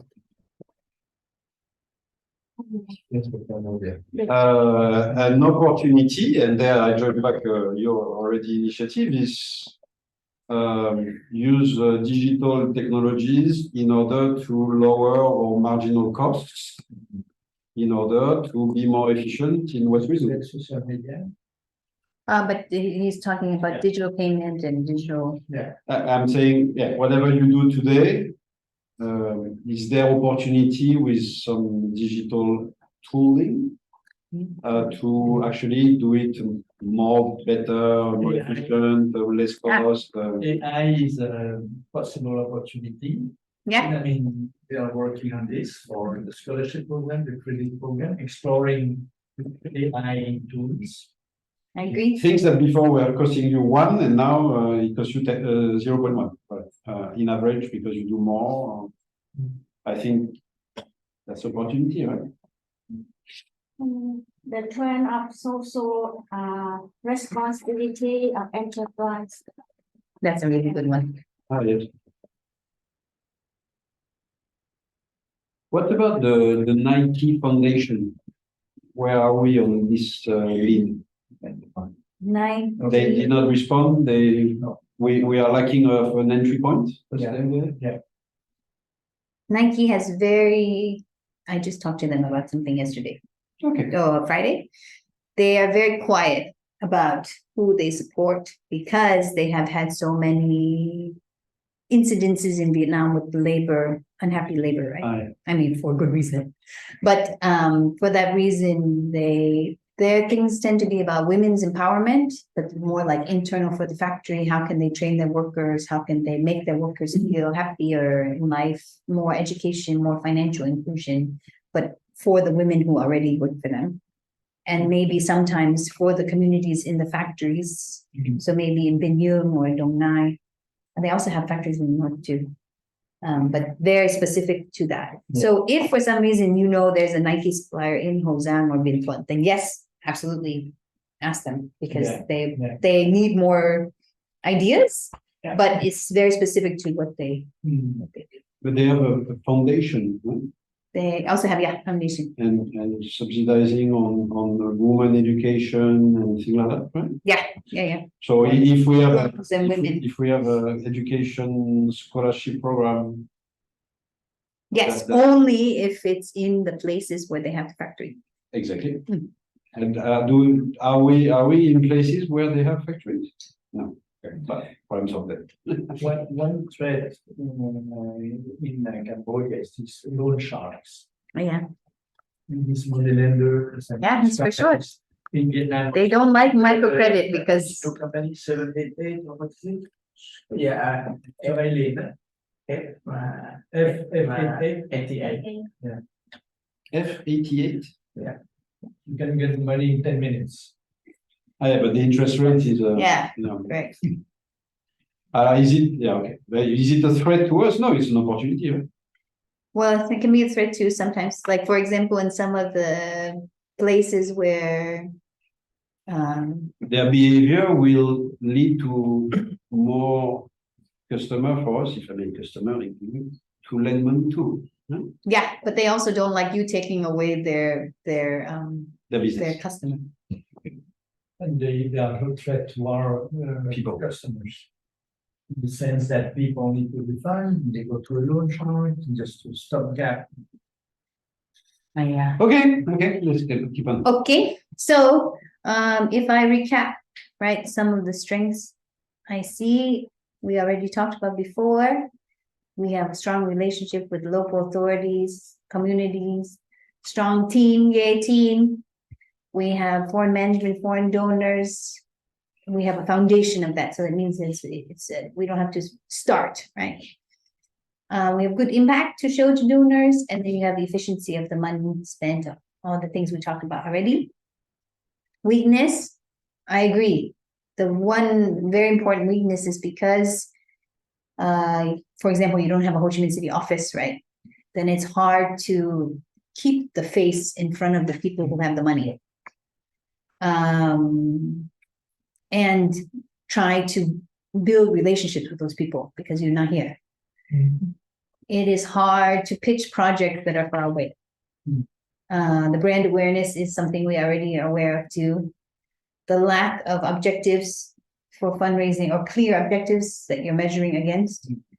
I also agree sometimes it is hard to pitch programs that are longer term in impact. People want to see things, right? They want to see things very fast. And then right now we are weak at attracting local donors and individual donors. And it is hard to negotiate with the funders something they want very clearly, which may not be in line with what MekongPlus values, right? And then communicating your variety of programs. But I think sorry. One more. Please. This is the information technology era, but most of the staff they not use the phone or some things. Maybe for example, take the pictures is not good, and we're not able to use that on social media, and it make our opportunities is gonna less than.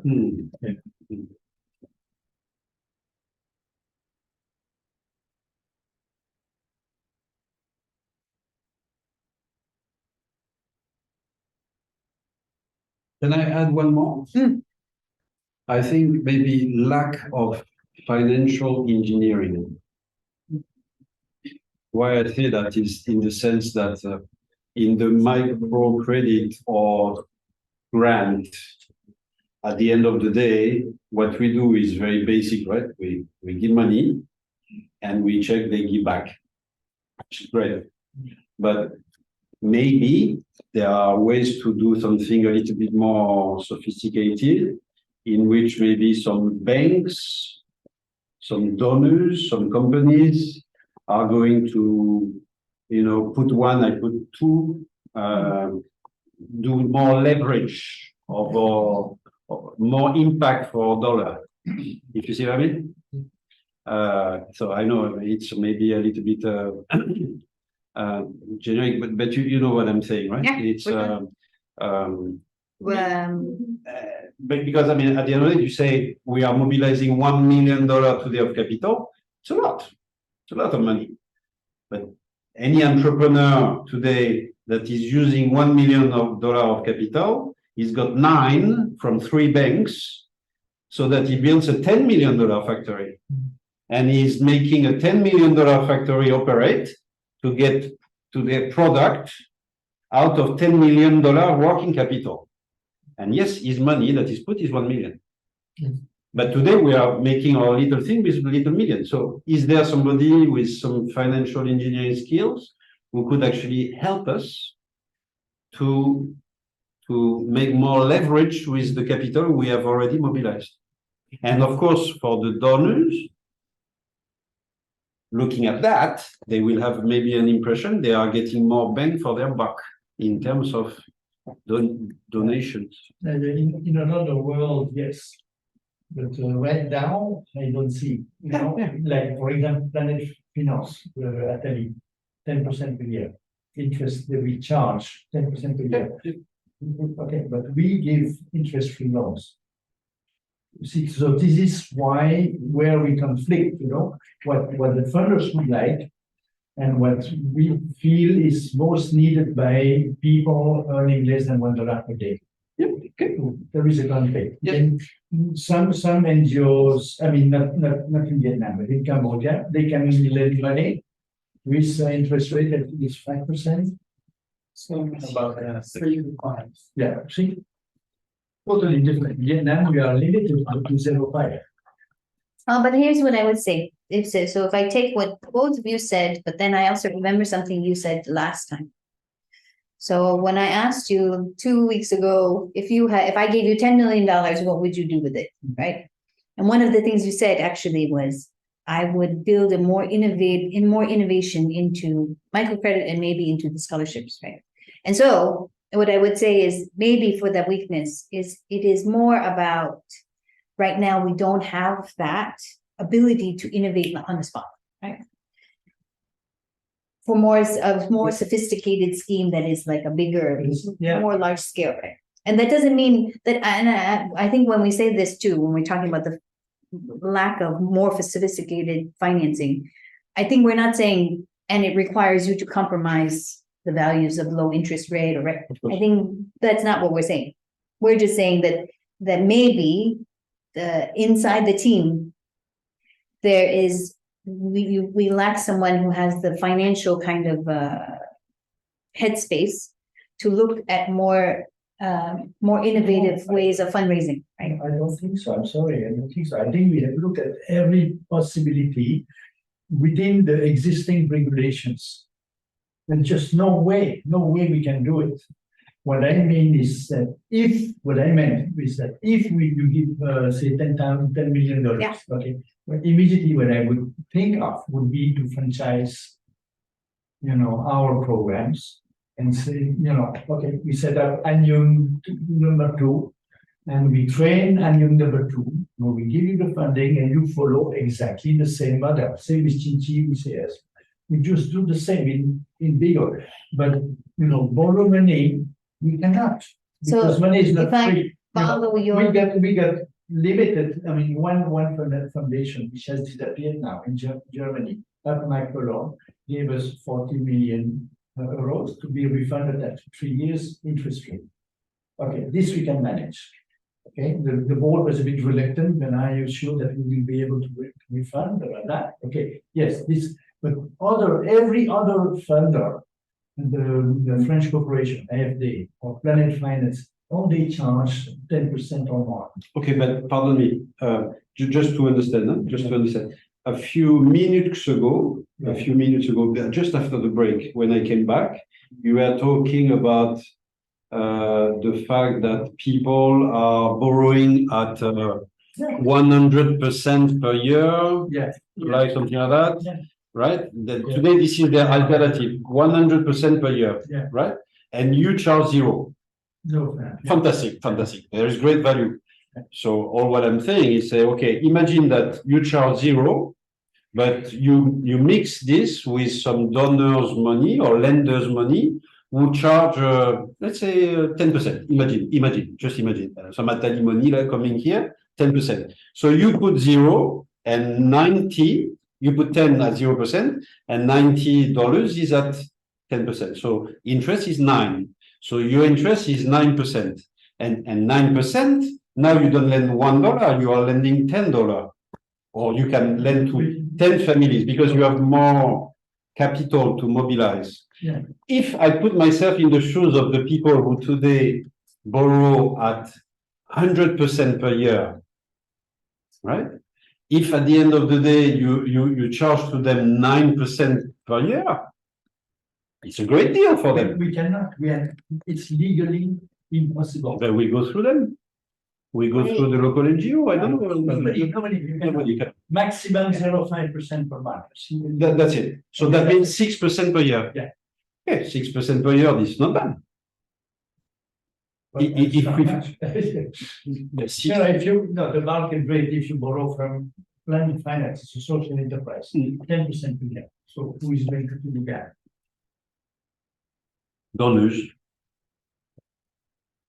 Donors who give grant. So the grant is softening the loan part, for instance. Yeah, you have in your financing, there is a loan, but then in how you structure it, there is a part which is coming from grant, which lowers the cost. We are slightly off. Yeah, we are off the thing. Sorry. Point of this conversation. So perhaps you two can have another Yeah. discussion about microcredit another day. Yeah. So in the recap, right, we've discussed some strengths, some weaknesses, threats we have from competitors, from economic and political and area outside of Vietnam situation that may pull donors away or their interests away. We have internal to Vietnam regulation problems and political situation in Cambodia and also loan sharks. In terms of opportunities, some of the causes that are very top of mind right now in the world, it may be something that will help bring donors to us. Regulation may also be an opportunity. Social media diversity, we have more channels to use now than ever to get our messages out. There's that diaspora and they're doing very well. The possibility of regional funders like Japan and people who want to come to Vietnam because of they're leaving China. And then the opportunities of new Vietnamese and Cambodian donors as people are getting richer. Opportunities of using the upsweep of digital payment and tools like AI, and also the growing trend of social responsibility. Can I add one in the opportunities? Yes. Transforming education grants to long-term financing. But is that a trend that's outside that is coming? It's an opportunity. It's an opportunity. So, for instance, in America, with the support of the government, but whatever, it doesn't matter, but it's very small. But in America, basically, students to finance their studies, they take a big loan, a huge loan, which actually they will pay back all their life. Right, all their life. Even when sometimes they are near retirement, they are still paying back their student loan. I finished paying mine back 3 years ago. Okay. Here, MekongPlus is giving cash. We give you. Okay. Is there an opportunity to actually say MekongPlus is giving you a long-term loan? Very small interest. Grant period 10 years. You don't pay before you actually get a job. But actually, when you start working, you must pay back little by little. You know, just started the pilot. Is there an opportunity? No, we have just started the pilot program. Fantastic. Okay, but voilà. So it's no longer an opportunity. It's already an ongoing activity. But it's I didn't. something that Cambodia should do that. Yeah. In Vietnam, you have big loans for students from the government. Okay, and then we think of adding another layer as a pilot. But in Cambodia, you don't have, and this is a huge need. Absolutely. Okay, I put it in. So I also made up my own strengths and some opportunities and trends. And you did it before. Yeah. Why didn't you tell her? I also wanted, because I think it's also more helpful to hear from you what you think, right? You are the experts. So these are the 5 capabilities I already told you, right? Which are part of your fundraising strengths. In terms of opportunities, I do. ESG, I just forgot that one. So You know ESG? don't worry, I'm coming to it. Okay. So actually, I would type it out. Sorry, I'll put that in here. But number 1, I think we all agree that we have not leveraged enough corporate money in Vietnam, and there's a lot of it. And so how do we figure out how to align that with the values and the programs of MekongPlus, right? And also at the end of the day, we're still close to some of those regional decision makers in Singapore, Hong Kong, Bangkok, Japan, Manila.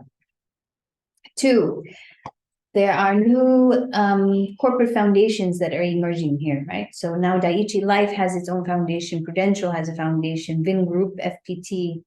These are very difficult to get into. I'm not saying it's easy, but this is a new thing in the last few years that we can tap into. So ESG, what ESG is It stands for environment, social, and governance. So, also sometimes we talk about it as sustainability. So a lot of the companies now, they're being asked to start looking at their business strategy with the lens of, do they also have an impact on the environment? Do they have good relationships in their communities and with their laborers? And in terms of their governance, in terms of their board, is it clean? The money is clean.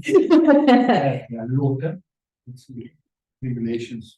Do they have in Europe quality and in the accounts? US? So what's interesting about the companies in Vietnam, the reason why we're starting to embrace this E, S, and G.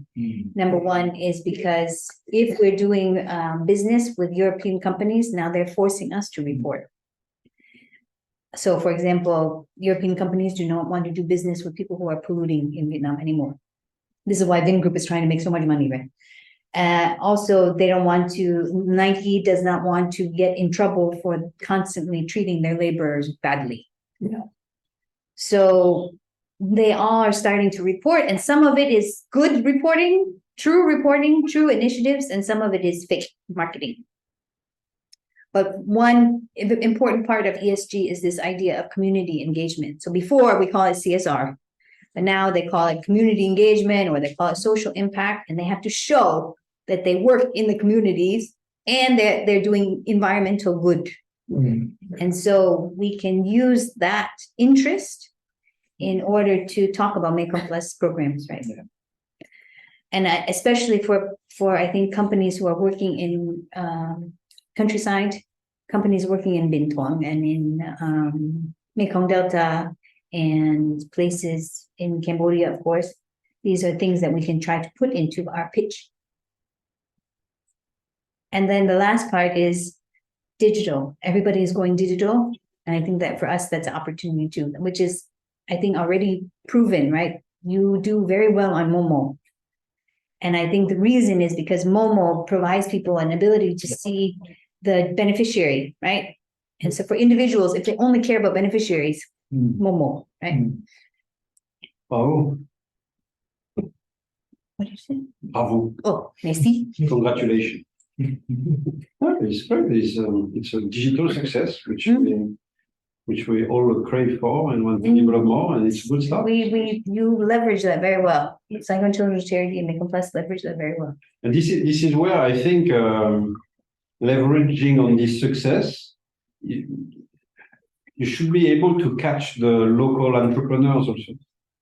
You know, because before you get a big whale like Nike, why don't you get a small shop, a small factory, a Vietnamese one, who is happy to show their community activities with MekongPlus? Once you get this, then you can go and see Nike, you know, because Nike will say, oh, these guys in the, you know, I mean, they see you are going up the ladder and you are convincing smaller fish before you arrive to the whale, right? And so, okay, you have private donors on Momo, that's great. Now, how do you convince a RegTech or you know, a local small or medium enterprise to give also? With a small activity in their company trip? Have they invited you to their company trip to do an activity together? Those are the challenges. So for threats, I also said, so international funders keep moving, right? So also what I noticed, if I look at the international funders inside Vietnam, sorry, I don't know about Cambodia, more and more those grants, those big government grants, they're going to people like School Lab, right? They're going to social enterprise or they're going to private sector. So inside the grant, it says, I want to give to a business. But the grant is about social impact and community. So you're giving it to businesses. And then what that means is that we have to go search for those to become a sub instead of being the primary winner. So that is a threat. That's not great. Government regulation, we already said. The drop in business confidence because of the slowdown in the US, inflation here, and then also the arrests in property sector make people a little bit less willing to give money, right? Because they're nervous. Competitors with better brand awareness, we discussed that already. And then also one tiny threat I will still mention that we talk about is, of course, there's no tourists. And that is what used to fund MekongPlus, right? And then also that means you have less visitors who are doing those bike trips, who are doing those site visits. It's not like huge challenges, it's just things that I thought about. Yeah. So based on all of that discussion, here is what I came up with. I still believe that for you, grants and foundations, of course, will still have to be a significant source of money. That I think is not a real question, but I just wanted to say it out loud. Because the sources of money that we will get in Vietnam will always still be smaller tickets, 10,000, 25,000, 30,000, right? Whereas the grants that you're getting from outside are more. Even from the corporates, I think it will still be 10, 20, 30, especially in the next 2 years. The way I see the corporates that we should be targeting is people who are connected, feel connection to MekongPlus, either because they're Belgian, French, or European. They're corporates who care about countryside, right? If it's hard to get people to care about Binh Thuan, then we should just find people who already care about them, right? And care about the kinds of programs you do. So infrastructure, education, environment. When you say corporate, are you including foundations in there? Corporate foundations, yes. But not. Because from what I know of the current source of funding of MekongPlus, many are not corporate foundation, they are just foundations, right? Sorry, I put that in Grants and Foundations International. Okay, so that's sorry, pardon me, Separate. yes, okay. I did not read the title, pardon me. Okay. Here I really have serious doubts. But wait for me, I'm coming. I also think we need to look for corporates who care about Mekong Delta and Binh Thuan, right? If this is clear already. And then after those 3 targets, the last one is just corporates who have lots of money and don't care. So the banks, the insurance companies, and some of these like, Vin Group and whatever. So for number 1, you said you have concerns. No, they should say Belgium. No, Belgium is African. They don't know. Sorry, I mean corporations in Vietnam Yeah, but it's very who difficult have for a Belgian. Belgian people to give support. So what I mean I don't know is, of any actually. I mean the Belgian companies here already. Yeah. Why are the companies here going to give to Africa? They don't give to Japan. But they will after I talk to them. So this is the target, and this is what we agreed on. So Because they are here already. yes, because they care about Vietnam. Also, because back to that ESG thing again, they have to show that they have an investment and commitment to Vietnam now. Okay, then what about the other countries? Why you put these 3? We literally discussed this on Thursday. Why are you acting surprised? Look at my list. We discussed this already. Okay. But- What about the US, for example? Why is it not here? Okay. Next slide, please. So I think that in terms of priorities is what I'm saying, is that the priorities in terms of country first should be Europe. Because Americans honestly have no connection to MekongPlus. If an American company wants to give money to an NGO in Vietnam, they're going to go to Vienna capital. We're talking about Chinchi, the diaspora. We're not talking about diaspora right now, we're talking about companies. I mean, the connection. They don't give to MekongPlus. We don't care about MekongPlus. We care about Chinchi and American companies are not going to give to TNG and to. Even less. Vietnamese people can give to Chinchi.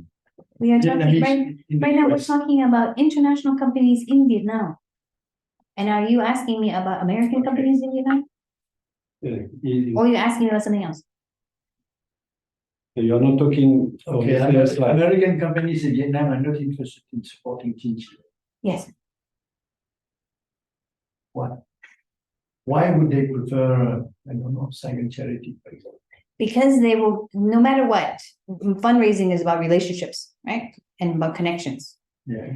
And so, Okay. well, hold on 1 second. What I'm saying is in terms of this priority list and the way that I have made the list, right, is based on 4 factors. One is country connection. Mhm. Second is sector. So there are American companies working in rural communities, American companies working in infrastructure. They may count in this list, but in as a sector company, not as an American company, Mhm. right? And then are there American companies that care about Mekong Delta? If yes, then they are still on my list. In terms of this is the sort of how I set the priority. Okay. You see what I mean? So for example, if I am a American company like Nike, Mhm.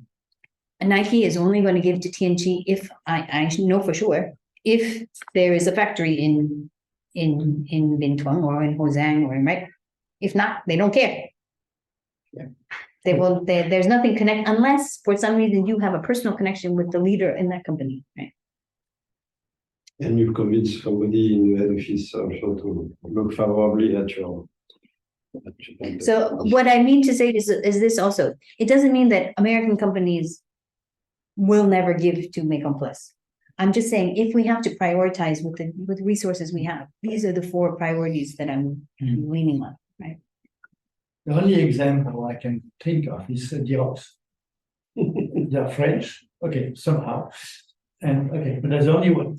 You know, not that I did not try with the Belgian community. But isn't And it what Decathlon, I went to Decathlon and they just, okay, I don't know. yeah, but isn't the reason that you hired me to Yes. Yes, to sure. explore this thing, right? Yeah, Mm. yeah, but I am more worried about the countries excluded, not in the list. Okay. So we can look at the list and revise, of course. Mm. But this is where I'm leaning so that you understand where we come from. Mm. And so then for Vietnamese companies, similarly, I think the sector will be important Yeah. and the area will be important. For individuals, which is out of my scope, but I just put it in here anyway. Mm. I think for you, of course, Momo is still an amazing channel for you to connect people.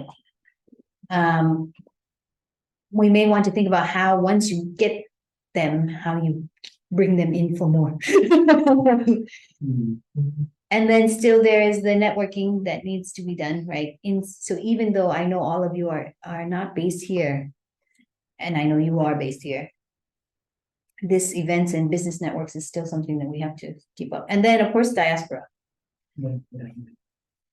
And the way we approach diaspora is different between the US, between Europe, because we have very different sort of cultures, right? So that You understand that for that? or diaspora meaning like the Vietnamese in America or the Cambodians in America. Cambodian community in the US, diaspora. Yeah, diaspora is a fancy word for people who left and then give money back. Get you. Yeah.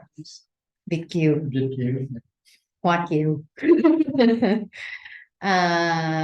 Miss Con, Yes. just remind you why you don't talk about Ninh Thuận. Oh, It's sorry. all up your slide. You know why? Because he told me something that I then put inside my head. He said in Ninh Thuận is registered as MekongPlus, right? Yes, but And so then I kept worrying I would forget about TNT and Anyum. So then I just kept thinking MekongPlus, put that away, and then put Yeah. Okay. anyway. I'm gonna add it, Correct. corrected, noted. You mean Binh Thuong and Ninh Thuong are not Mekong Delta? Nope, no. South Central. Besides, anh Dương theo another platform to raise fund, it is điều tử tế, we raise more than 100 million a year. Is that Điều tử tế, is that on I will send. yeah. Điều tử tế platform. Giống như đề đà user vậy nhưng mà ở Việt Nam.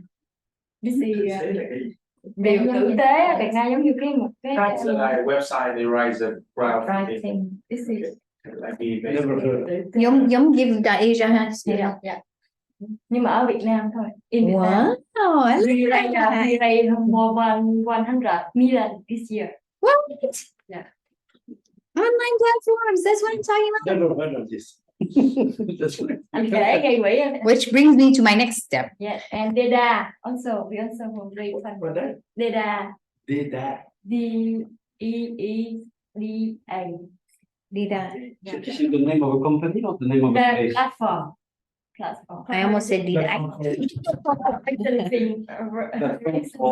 Platform for fundraising. Crowdfunding Okay. Not funding. on Fundraising Now in platform. Việt Nam. Data. Very more than 20 million. Data thì có nghe mà điều thực tế. Thực tế là gây quỹ hơn mấy lần rồi đó. Anh Dương gây quỹ được mấy lần hơn. Mình Hơn nhiều cả 100 tiền. triệu rồi đó. Good. Oh, sorry. I then Đang gây quỹ cầu đường hơn được 140 mấy triệu. 160 triệu. Hơn 90. so. Yeah, it still counts. Large scale corporates, Americans still fit in there somewhere.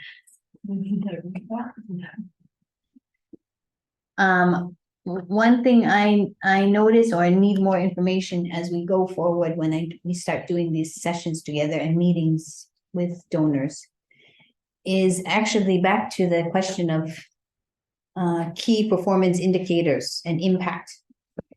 I have no actually idea in terms of in the next year. I know what your overall fundraising goal is because I asked you, but I don't know what the goal is as opposed to what percentage do you want to come from grants? How much money do you want to come from corporates? How much money do you want to come from individuals, right? And what I mean to say is when we set those objectives, of course, sometimes you succeed, sometimes you fail. Sometimes we have to change as the year goes by. But I think because you don't have that in a clear way, at least from what I see, I could be wrong. No, there was no specific target. Then I think it's hard for fundraisers. If I don't have as a fundraiser, if I don't have a money amount plus other goals, then I cannot measure, right? Of course, I know that as an example, when I was a fundraiser, I know I have to finish proposal A, B, C, D, E, F. Right. And I know that, but if I don't know that proposal A means that maybe I'm 50% of my target already, right? But if I don't have that, then it's hard for me to shift. Yeah. Or if I know that let's say we raise a lot of money from Momo, then I know that I have less to worry about corporates, right? So right now, for example, we have kind of a Not really. I mean, I think we have a very opportunistic kind of attitude, you know. Okay, Momo, Chinchi is succeeding, fine. Immediately we tell, and you please contact Momo.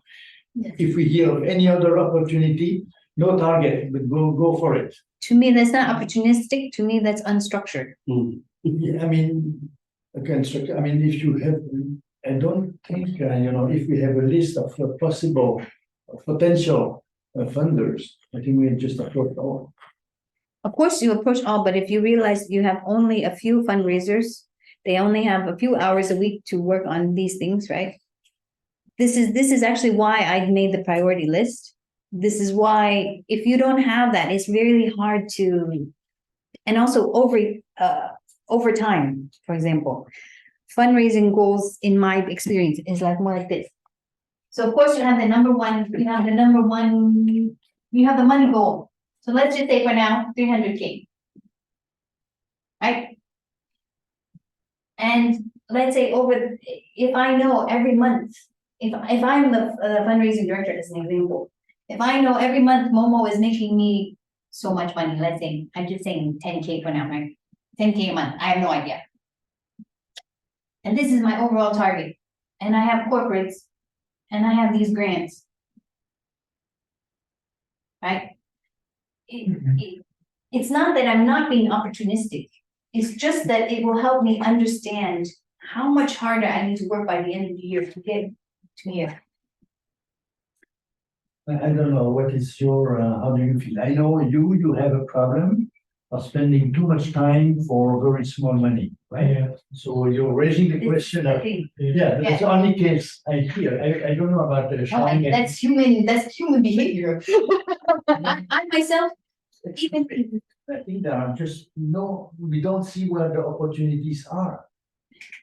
And so this gets to also where I'm going. Let's say I show you now my corporate list. Stop sharing this one and start I don't know, sharing. I don't know how you, sometimes you don't have time, you know there is a funder, but you don't have time to do the application. Does it happen? Never. Really? I'm really spending a lot of time on the sponsorship and on C'est la vie. It's very time consuming. No, but this is the other thing too. So this is perfectly answered. Yeah. So even if I'm a fundraiser and I know that this is the season of sponsorship, right? Because it doesn't happen all the time, right? Yeah. It's a certain season, right? Yeah. Then I know that, just as an example, then I know June to August, I'm going to be focused on this. Corporates usually have their fundraising cycle, like when they can accept proposals in the end of the year, Q4, because it's for the budget for 2024, right? So then I know that from now, August to December, I have to work on this. And so if you don't have a system to track, then everyone is all over the place, everyone is doing many things, and then you don't know how close you are to this. Am I correct in saying that roughly every year our budget is about 2 million euro? 1 million. The budget is about 1 million and we get about 800,000. And I assume for your Pourquoi j'ai grants, 2 millions d'euros en tête, moi? I assume for next, Oui. I assume for the other ones, they always have the same deadline every year, right? Donc, Yeah. il faut lui donner le chiffre de 1 million. You know the figure. Our budget, dream budgets for today, realistic, not a dream. It's 1 million, okay? So, And we get every year about 800,000. okay, so let's put 1 million. Voilà. Okay, Allez. but what you're supposing but is that the time factor is limited. And the Yeah. available time for the fundraisers. And I think the only example I know is from Huy. He said, I don't have time to do all these small grants. Okay, only one example. But for Shang, I don't know if time is an issue. I mean, when I say, okay, we have an opportunity, boom, you take it. Any opportunity you Yes. take. So it's not a question of setting priorities, Right. it's a question of, it's nice to have a target, to look for more opportunities. So let's say even in my small business, I only have 2 people. I only have me and I have Mimi, right? And so I know that in my business, I can only do, 4 or 5 projects a year. And so I have to make sure that, of course, to me, every new client is an opportunity. But the reality is, I cannot chase everybody. I think is an opportunity, right? Yes, I think that is, We chase everybody. yes. No, it's true. I think, tell me if I'm wrong, any funding opportunity, Put We take- priority for the fundraising. I put priority when it have a red. I put a priority to work it first, and then Yeah, but I mean, And actually, that makes sense to me. As a fundraiser, that makes sense. If I see grant, that is number 1. Right? Because that money comes with less stress of having to please somebody and do it right. So yes, I agree. Grants is the number 1 priority. Ding, ding, ding, ding, ding, ding. Totally agree. you have the deadline. With the deadlines. And so if I'm a fundraiser and I know that these deadlines come up every year, then my life is going to go organized with that. But then these corporates, we talked today about how you're not attracting individuals and you're not attracting corporates. And I think part of that is because you don't have strategy. You're just taking them as they come. Yeah. But there are corporates with big money and the corporates with little money. okay, Exactly. we're not proactive.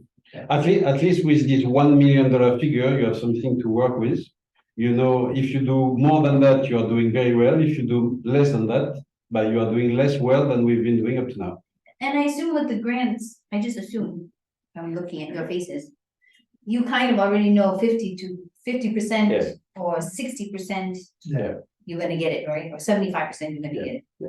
So then that means also year to year, you kind of know how much money you still need to raise, right? Yeah. Yeah, we should at least. I say that with the rent, at the first 3 years I pay many times, but after 3 years I win. Like the more we send a proposal, the more we win. Okay. More successful. The only other thing I will say to that too, in terms of systems, the reason I am big about systems is just as an example. Let's say tomorrow she gets hit by a car. She knows what won those grants now. She lost the grants first, she failed, but now she succeeded, right? If she gets hit by a car tomorrow, how are you gonna win those grants next year? Right? I see this sort of lack of a system that makes me very nervous for you. Yeah. Because also over time, you want to make that smooth. Or let's say she quits tomorrow, right? Yeah. You just. I want to- said that because my work where I share with my team. If I have a problem, my team will work on that. Well, really, what I get from this is that we need to be much proactive towards some other funding opportunities. And you say corporate, we're not proactive. Well, so even, Okay. even when I say like this too, when I say making goals, it doesn't have to be crazy goals. If you know this is your overall goal, right? And you already know how much money you're making with this, then maybe your goal is Absolutely. you have to win 10 corporates this year. Or you have to win 5, it doesn't actually matter. Okay. Absolutely. And those have to be at least Yeah. 25K. Yeah. But because you don't have that, then when we do this work together, it's going to be very funny and messy. Because, for example, if you tell me that you only want corporates of 25K, then, then I have to start changing the list. If, yeah, just as an example, right? And then this is relatively steady, this is steady, right? And I think you need also to identify you call it Momo. Okay, but in fact, there are many Momos, right? There are many Momos. They know we don't know, but they know, right? Maybe we can help to advertise better on those platforms and get more, I don't know. And then there is the website, collection on that. Maybe we can do something better with that. So basically there is like a big digital channel connected to all the digital activities you are doing and the buzz and first where you are doing around the thing. So this is a digital channel. I do not know how much revenue this represents in 2023. Do you know, Bernard? But maybe it's like 30K, and to make it 100K is a stretch target that doesn't sound stupid to me, and mixed with corporate and all that stuff, you get there and you get the first draft of a plan, Which is, which is what you got there. I mean, that's exactly what I was hoping for. It's just, I mean, I'm not saying that it should, Bernard, change the opportunistic way that you run it, right? I just mean that I don't see tracking, which makes me, as a fundraiser, really nervous. I mean, of course, I see tracking, of course, to the overall goal. I just mean that it's not, it's Structure. It's not structured in terms of donor type or, right? From what I can see and from what I've been reading from your documentation. I just don't get it. I'm sorry. Also, for example, if you, this is just my background from the fundraising, right? If I know you have a budget and you have the education here, you have the environment here, right? And you have microcredit. So what I heard in the conversation that you had during the break, and then you have small infrastructure.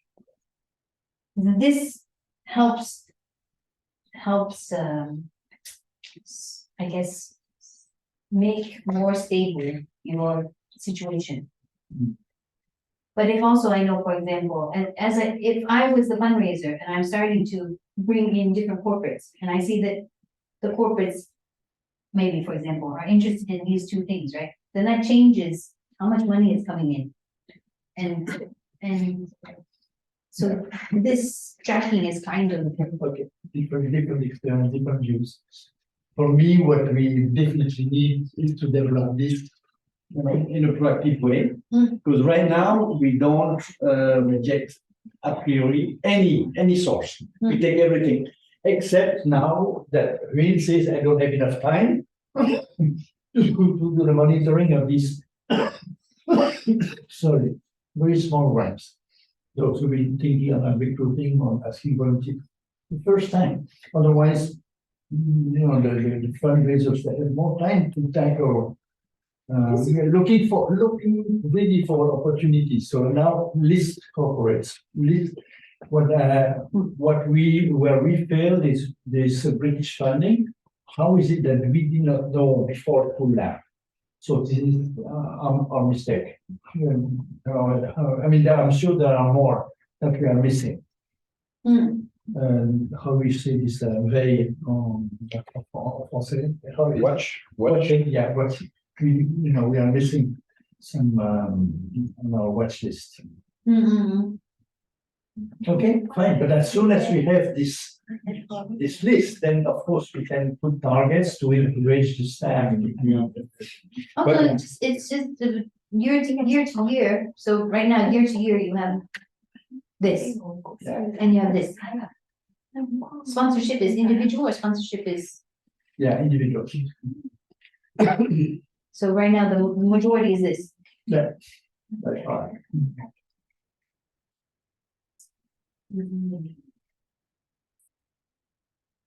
Okay, oh, sorry, my last thing. Good. No, we keep this in mind as soon as we have. Oh, no, it's part of my coaching.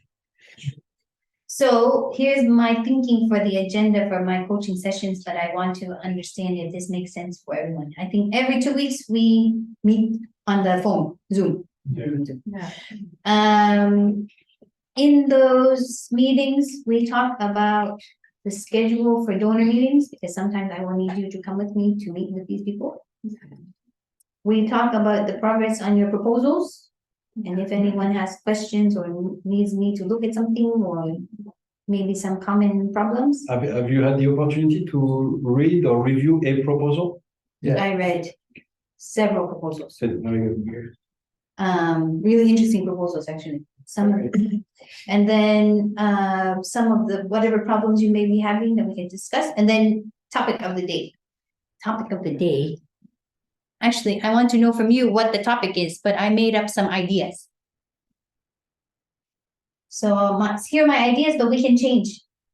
One is I don't think you know how to approach corporate donors. I think you know how to approach some. But that's my specialty, right? So we can talk about that. Because they are weird. They're very different from NGOs. And so NGOs talking to corporates is very difficult. 2, we can talk about individual donors.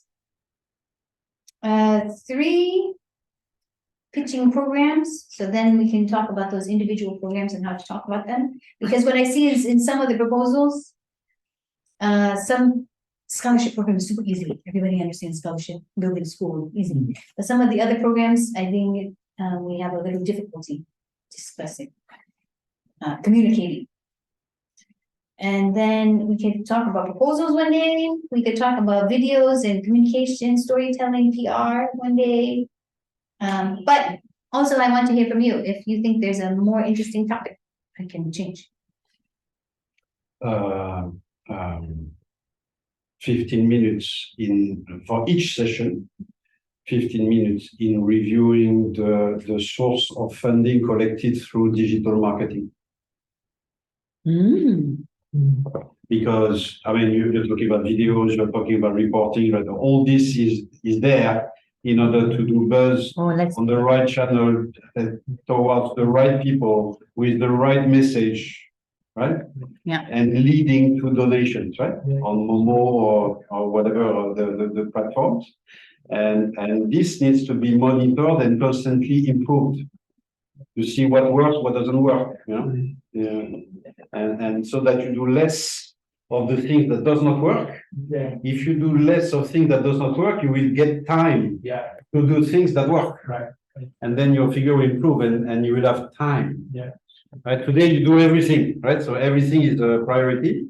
And so obviously you probably do not have enough work to do for the thing that matters. And you are spending a lot of time on things that actually does not work. So you know what I'm saying, yeah? Yeah, I changed it. Okay. So I completely agree, actually. So let's do it like that. to talk about the upcoming meetings that we're gonna have with donors, corporate donors, sorry. Then we do that dashboard, which is seeing how much money has been raised, what's the progress on proposals, on digital, on corporates, on individuals. So we start tracking whether you like it or not. And then problems, challenges, what worked, what didn't work. And then we get the topic of the day. It's good. Any other topics you would prefer? Culture. One that is very important to me is that we solve some of the very key weaknesses that we have identified before, because without that, you can approach all the donors of the world. I think you will be a lame duck like you are today. So in my view, there is a need to consolidate all the ideas and things and address things which are critical in order to be in better position to approach donors, be they corporate or individual.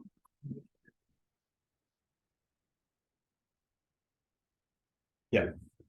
Let's see, what other weakness we have? Lack of KPI, for instance. Okay, how can you go to a corporate saying this is how we measure our performance? The guys will look at you saying, well, you are one of the many NGO that come to take money from me, but I don't see how you measure your impact. So when you can pitch that to me, come back. I would like you to be successful, and therefore I'm saying let's nail that down one and for all, right? Because that's very important. And maybe this leads to, like Bernard was saying, maybe this leads to also simplifying the activities, or structuring different way or financing, or the how we do it. I don't know, because for instance, you were talking about, like applying this loan to students. If you do microcredit for agriculture, that becomes microcredits to students. At the end of the day, you do microcredit. So your discourse is now simplified. You are basically doing microcredit for people who want to help themselves. Yeah. Already you have simplified your talking, right? And then after, okay, in our pitch, in our proposal, are we actually aligned with that? And the more you simplify and clarify, the more you will be effective in convincing donors that you are the best one to actually do, right? Any other topics? I think that's very good. Yeah.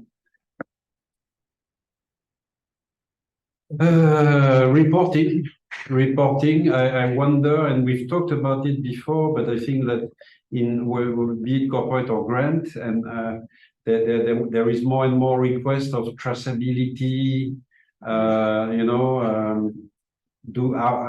like you to actually look in what we are giving back to our donors in terms of report, and that you confirm to us that we are the right level, or that actually no, it's just a big black box where people put money inside and they never know where the money went. I mean, some of the proposals are awesome. They're amazing. So I assume that the reporting that goes with that afterwards is probably, hopefully, just as good. But yeah, check. Please check. Because from memory, Loana in Belgium and she was saying, talking to the donors, there is more and more requests for reports.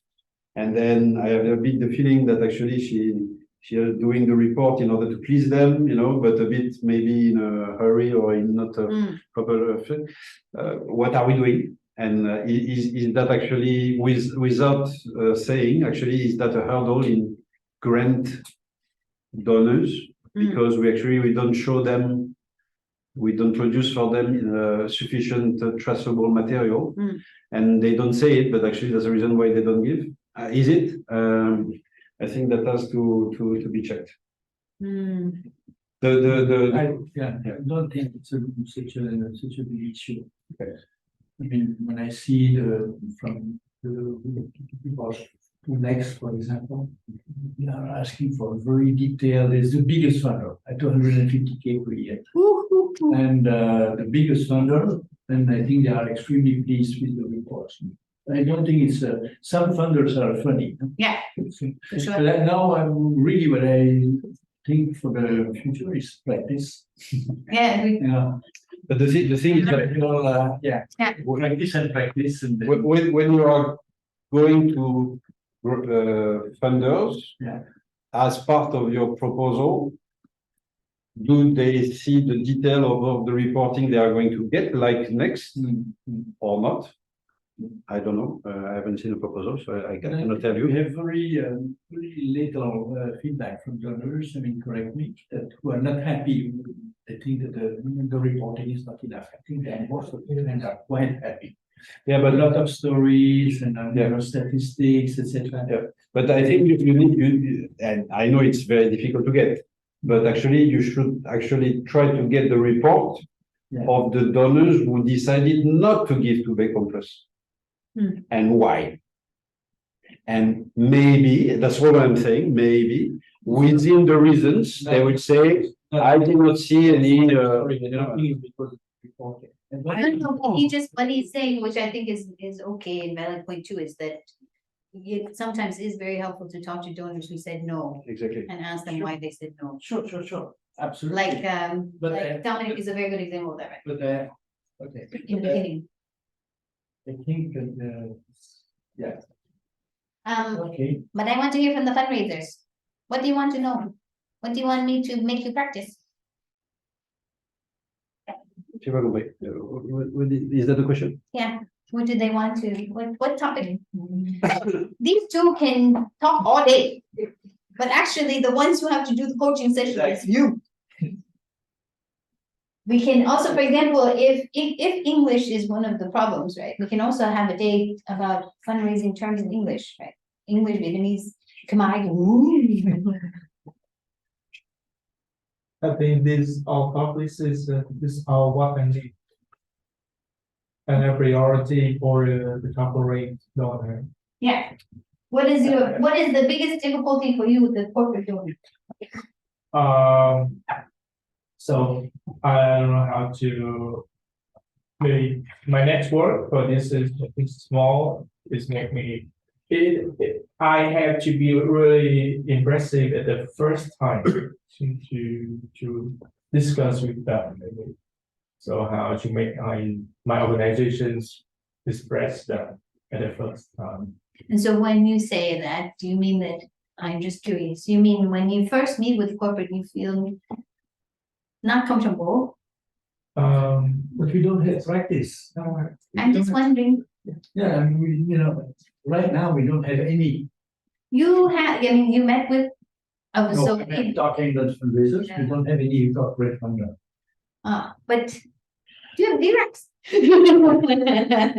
Yes, so if we can apply some of our skill, have learned before for programming or some videos or storytelling also comprehend before.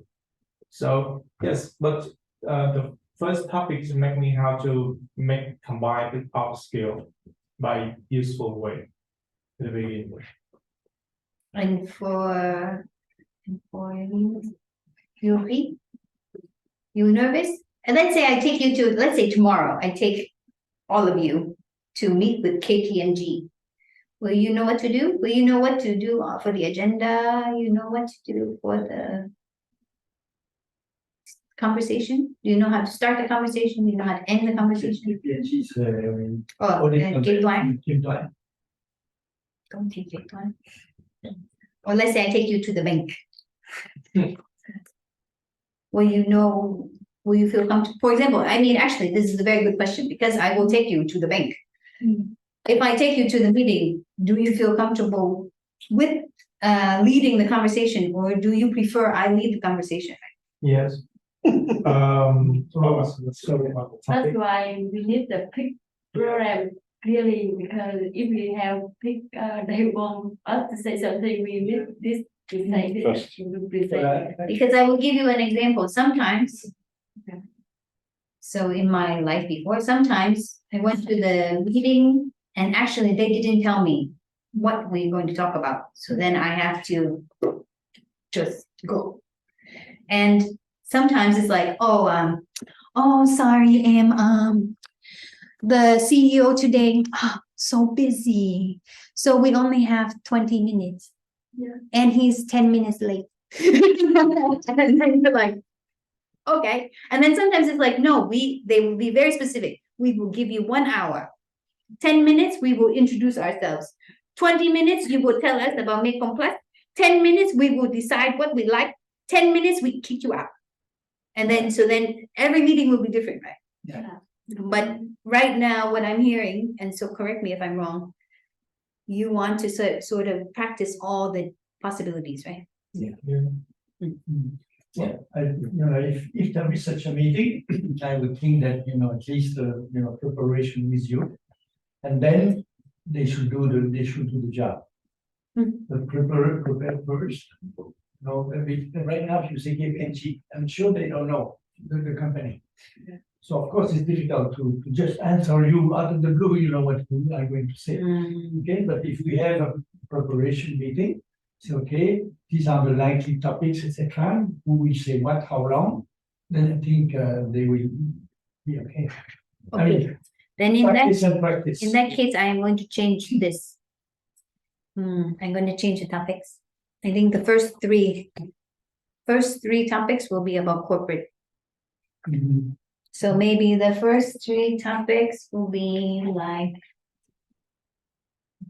let's see. Is there other topic that you would like to add? About pitching programs, maybe not necessary first, maybe we prepare and just based on all of your information before, so we can concise this and you can pitch in that as well. And if you know you are going to have a meeting, say with AgriBank, okay, so you prepare a meeting with Berlin, okay, so you prepare your pitch. Yeah. And then I think just practice and practice and practice.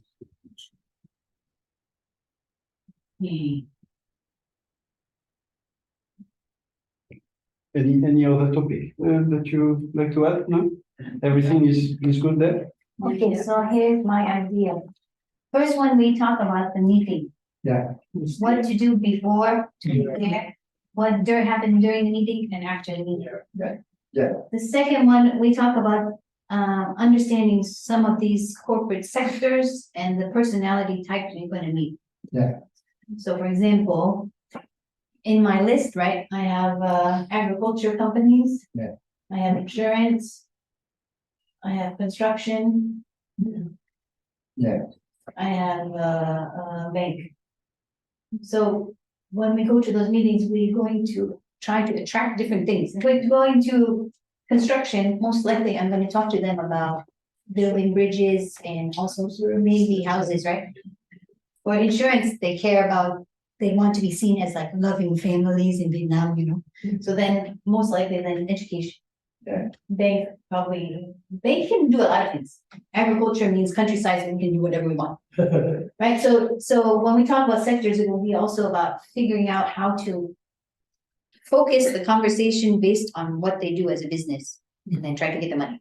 Yeah. And then the personality types is like this. You can see already some personality types. CEO, CFO, COO, and I think this part is in marketing. So most of the time when we meet with the corporate donor, you either meeting with the leaders or you're meeting with marketing or HR. Right? And how do you win those people is different. Yeah. And then the third one is the negotiating part. This goes back to your thing about what if they want you to do something you don't want to do. So deciding what the project is, right? And the responsibilities of the different parties, team chief, blah, blah, blah, blah. Yeah.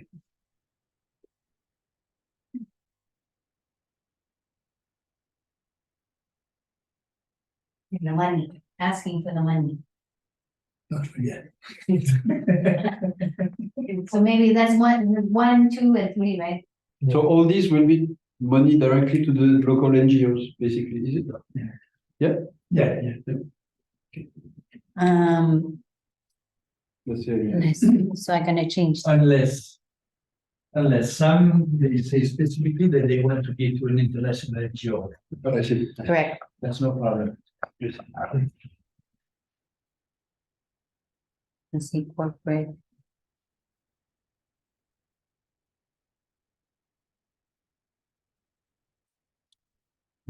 Yeah. Negotiating. No big companies. Any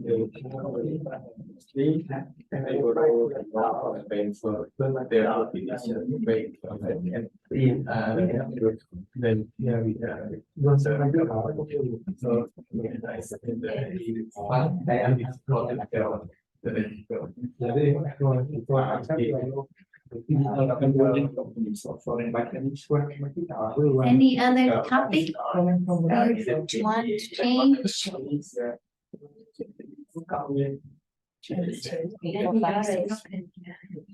I only have 6 coaching sessions. So, so right now will be the top 6 unless you tell me different. We can also change as we go.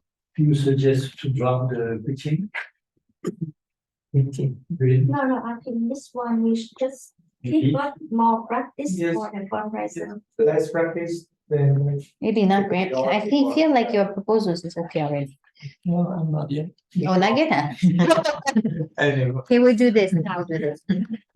Proposals and impact.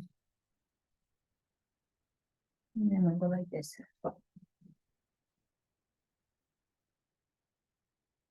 That's 7. Hmm? That's 7. Oh, shoot. Maybe I give you one free. Actually, I was thinking about this for the videos and the storytelling.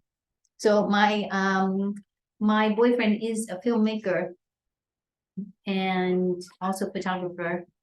So I was going to ask him to do something about the taking photos and the video. He's watched your videos too. So how to improve. It's great. Yeah, you should give him the link to the Already. YouTube. Yeah. So then we start our coaching August 21st. Like this, we do $1 million. That's it? 1 minute.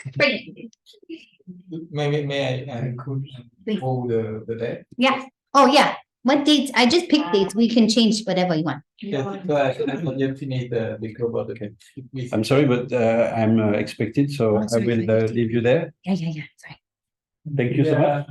Thank you, Laurent. Thank you for your time and your feedback. Yes, Thank you, Vanessa. Again. Yes, have a safe trip. Thank you. I see you in Paris.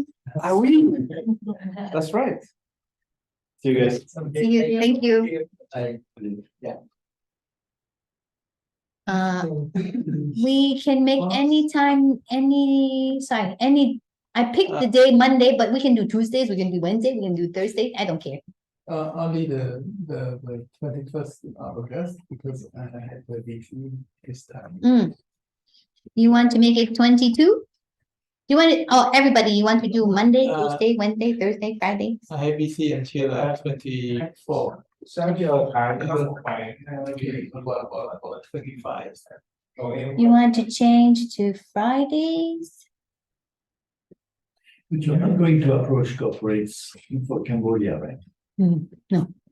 So the coaching is mixed, what form will it take? But so we just have a meeting and then I go through, I don't know, we're just having a meeting and then I go through practice sessions. Basically, I don't know, I mean, very few, the market is different in Cambodia, and very few corporates. Business opportunities. The thing is, whatever you want, I don't know. It's not up to me, right? So but I'm happy to change the date anytime. So how about Monday? So I think Mondays is so good for us. It's good. Yeah. But about for me, maybe it's only on thinking first. But after that, it's okay. Until 24. No, yes, I know. But Yes. After that is okay. So how about we do, the first one, we can do 22? 2. Oh, sorry, you intend 24. I heard you and then I forgot. Or the first one, we can do 25? Or the first one, we can do 18. I can do Friday. Shanks, Oh, Shane. CBC. Oh, you have bamboo roof. Maybe you finish at the yeah. Maybe okay. I think you go to turn up and you pick the I can part two the thread or other stuff. yeah, it's okay. I can. You 25, okay? no 18. 25. 18. Okay. So the first one, August 18. Hôm nay được 28 được. The next one is I put on number 5 because we have the holiday on the 4th. Yeah. Okay. Then I have 18 September.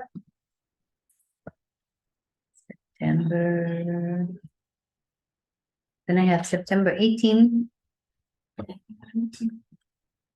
Online meeting, Zoom. Chứ phải là một con sai. So It's so nice you can make it. so ngày này là ok hay không? What is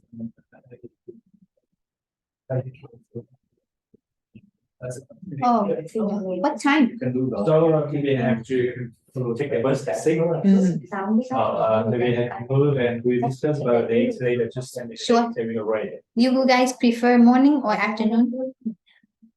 actually you have the free time in Mới đi vô afternoon kìa. Buổi sáng hay là buổi chiều? Maybe more is more better. Yeah. Okay. Dạ. So I will send you the schedule Yeah. for mornings according to these days. If you have problem, tell me and then I change. Yeah. Okay.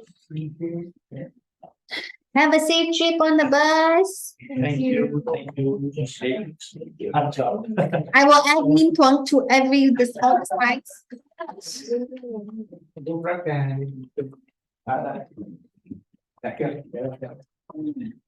bây giờ biết được nào vậy?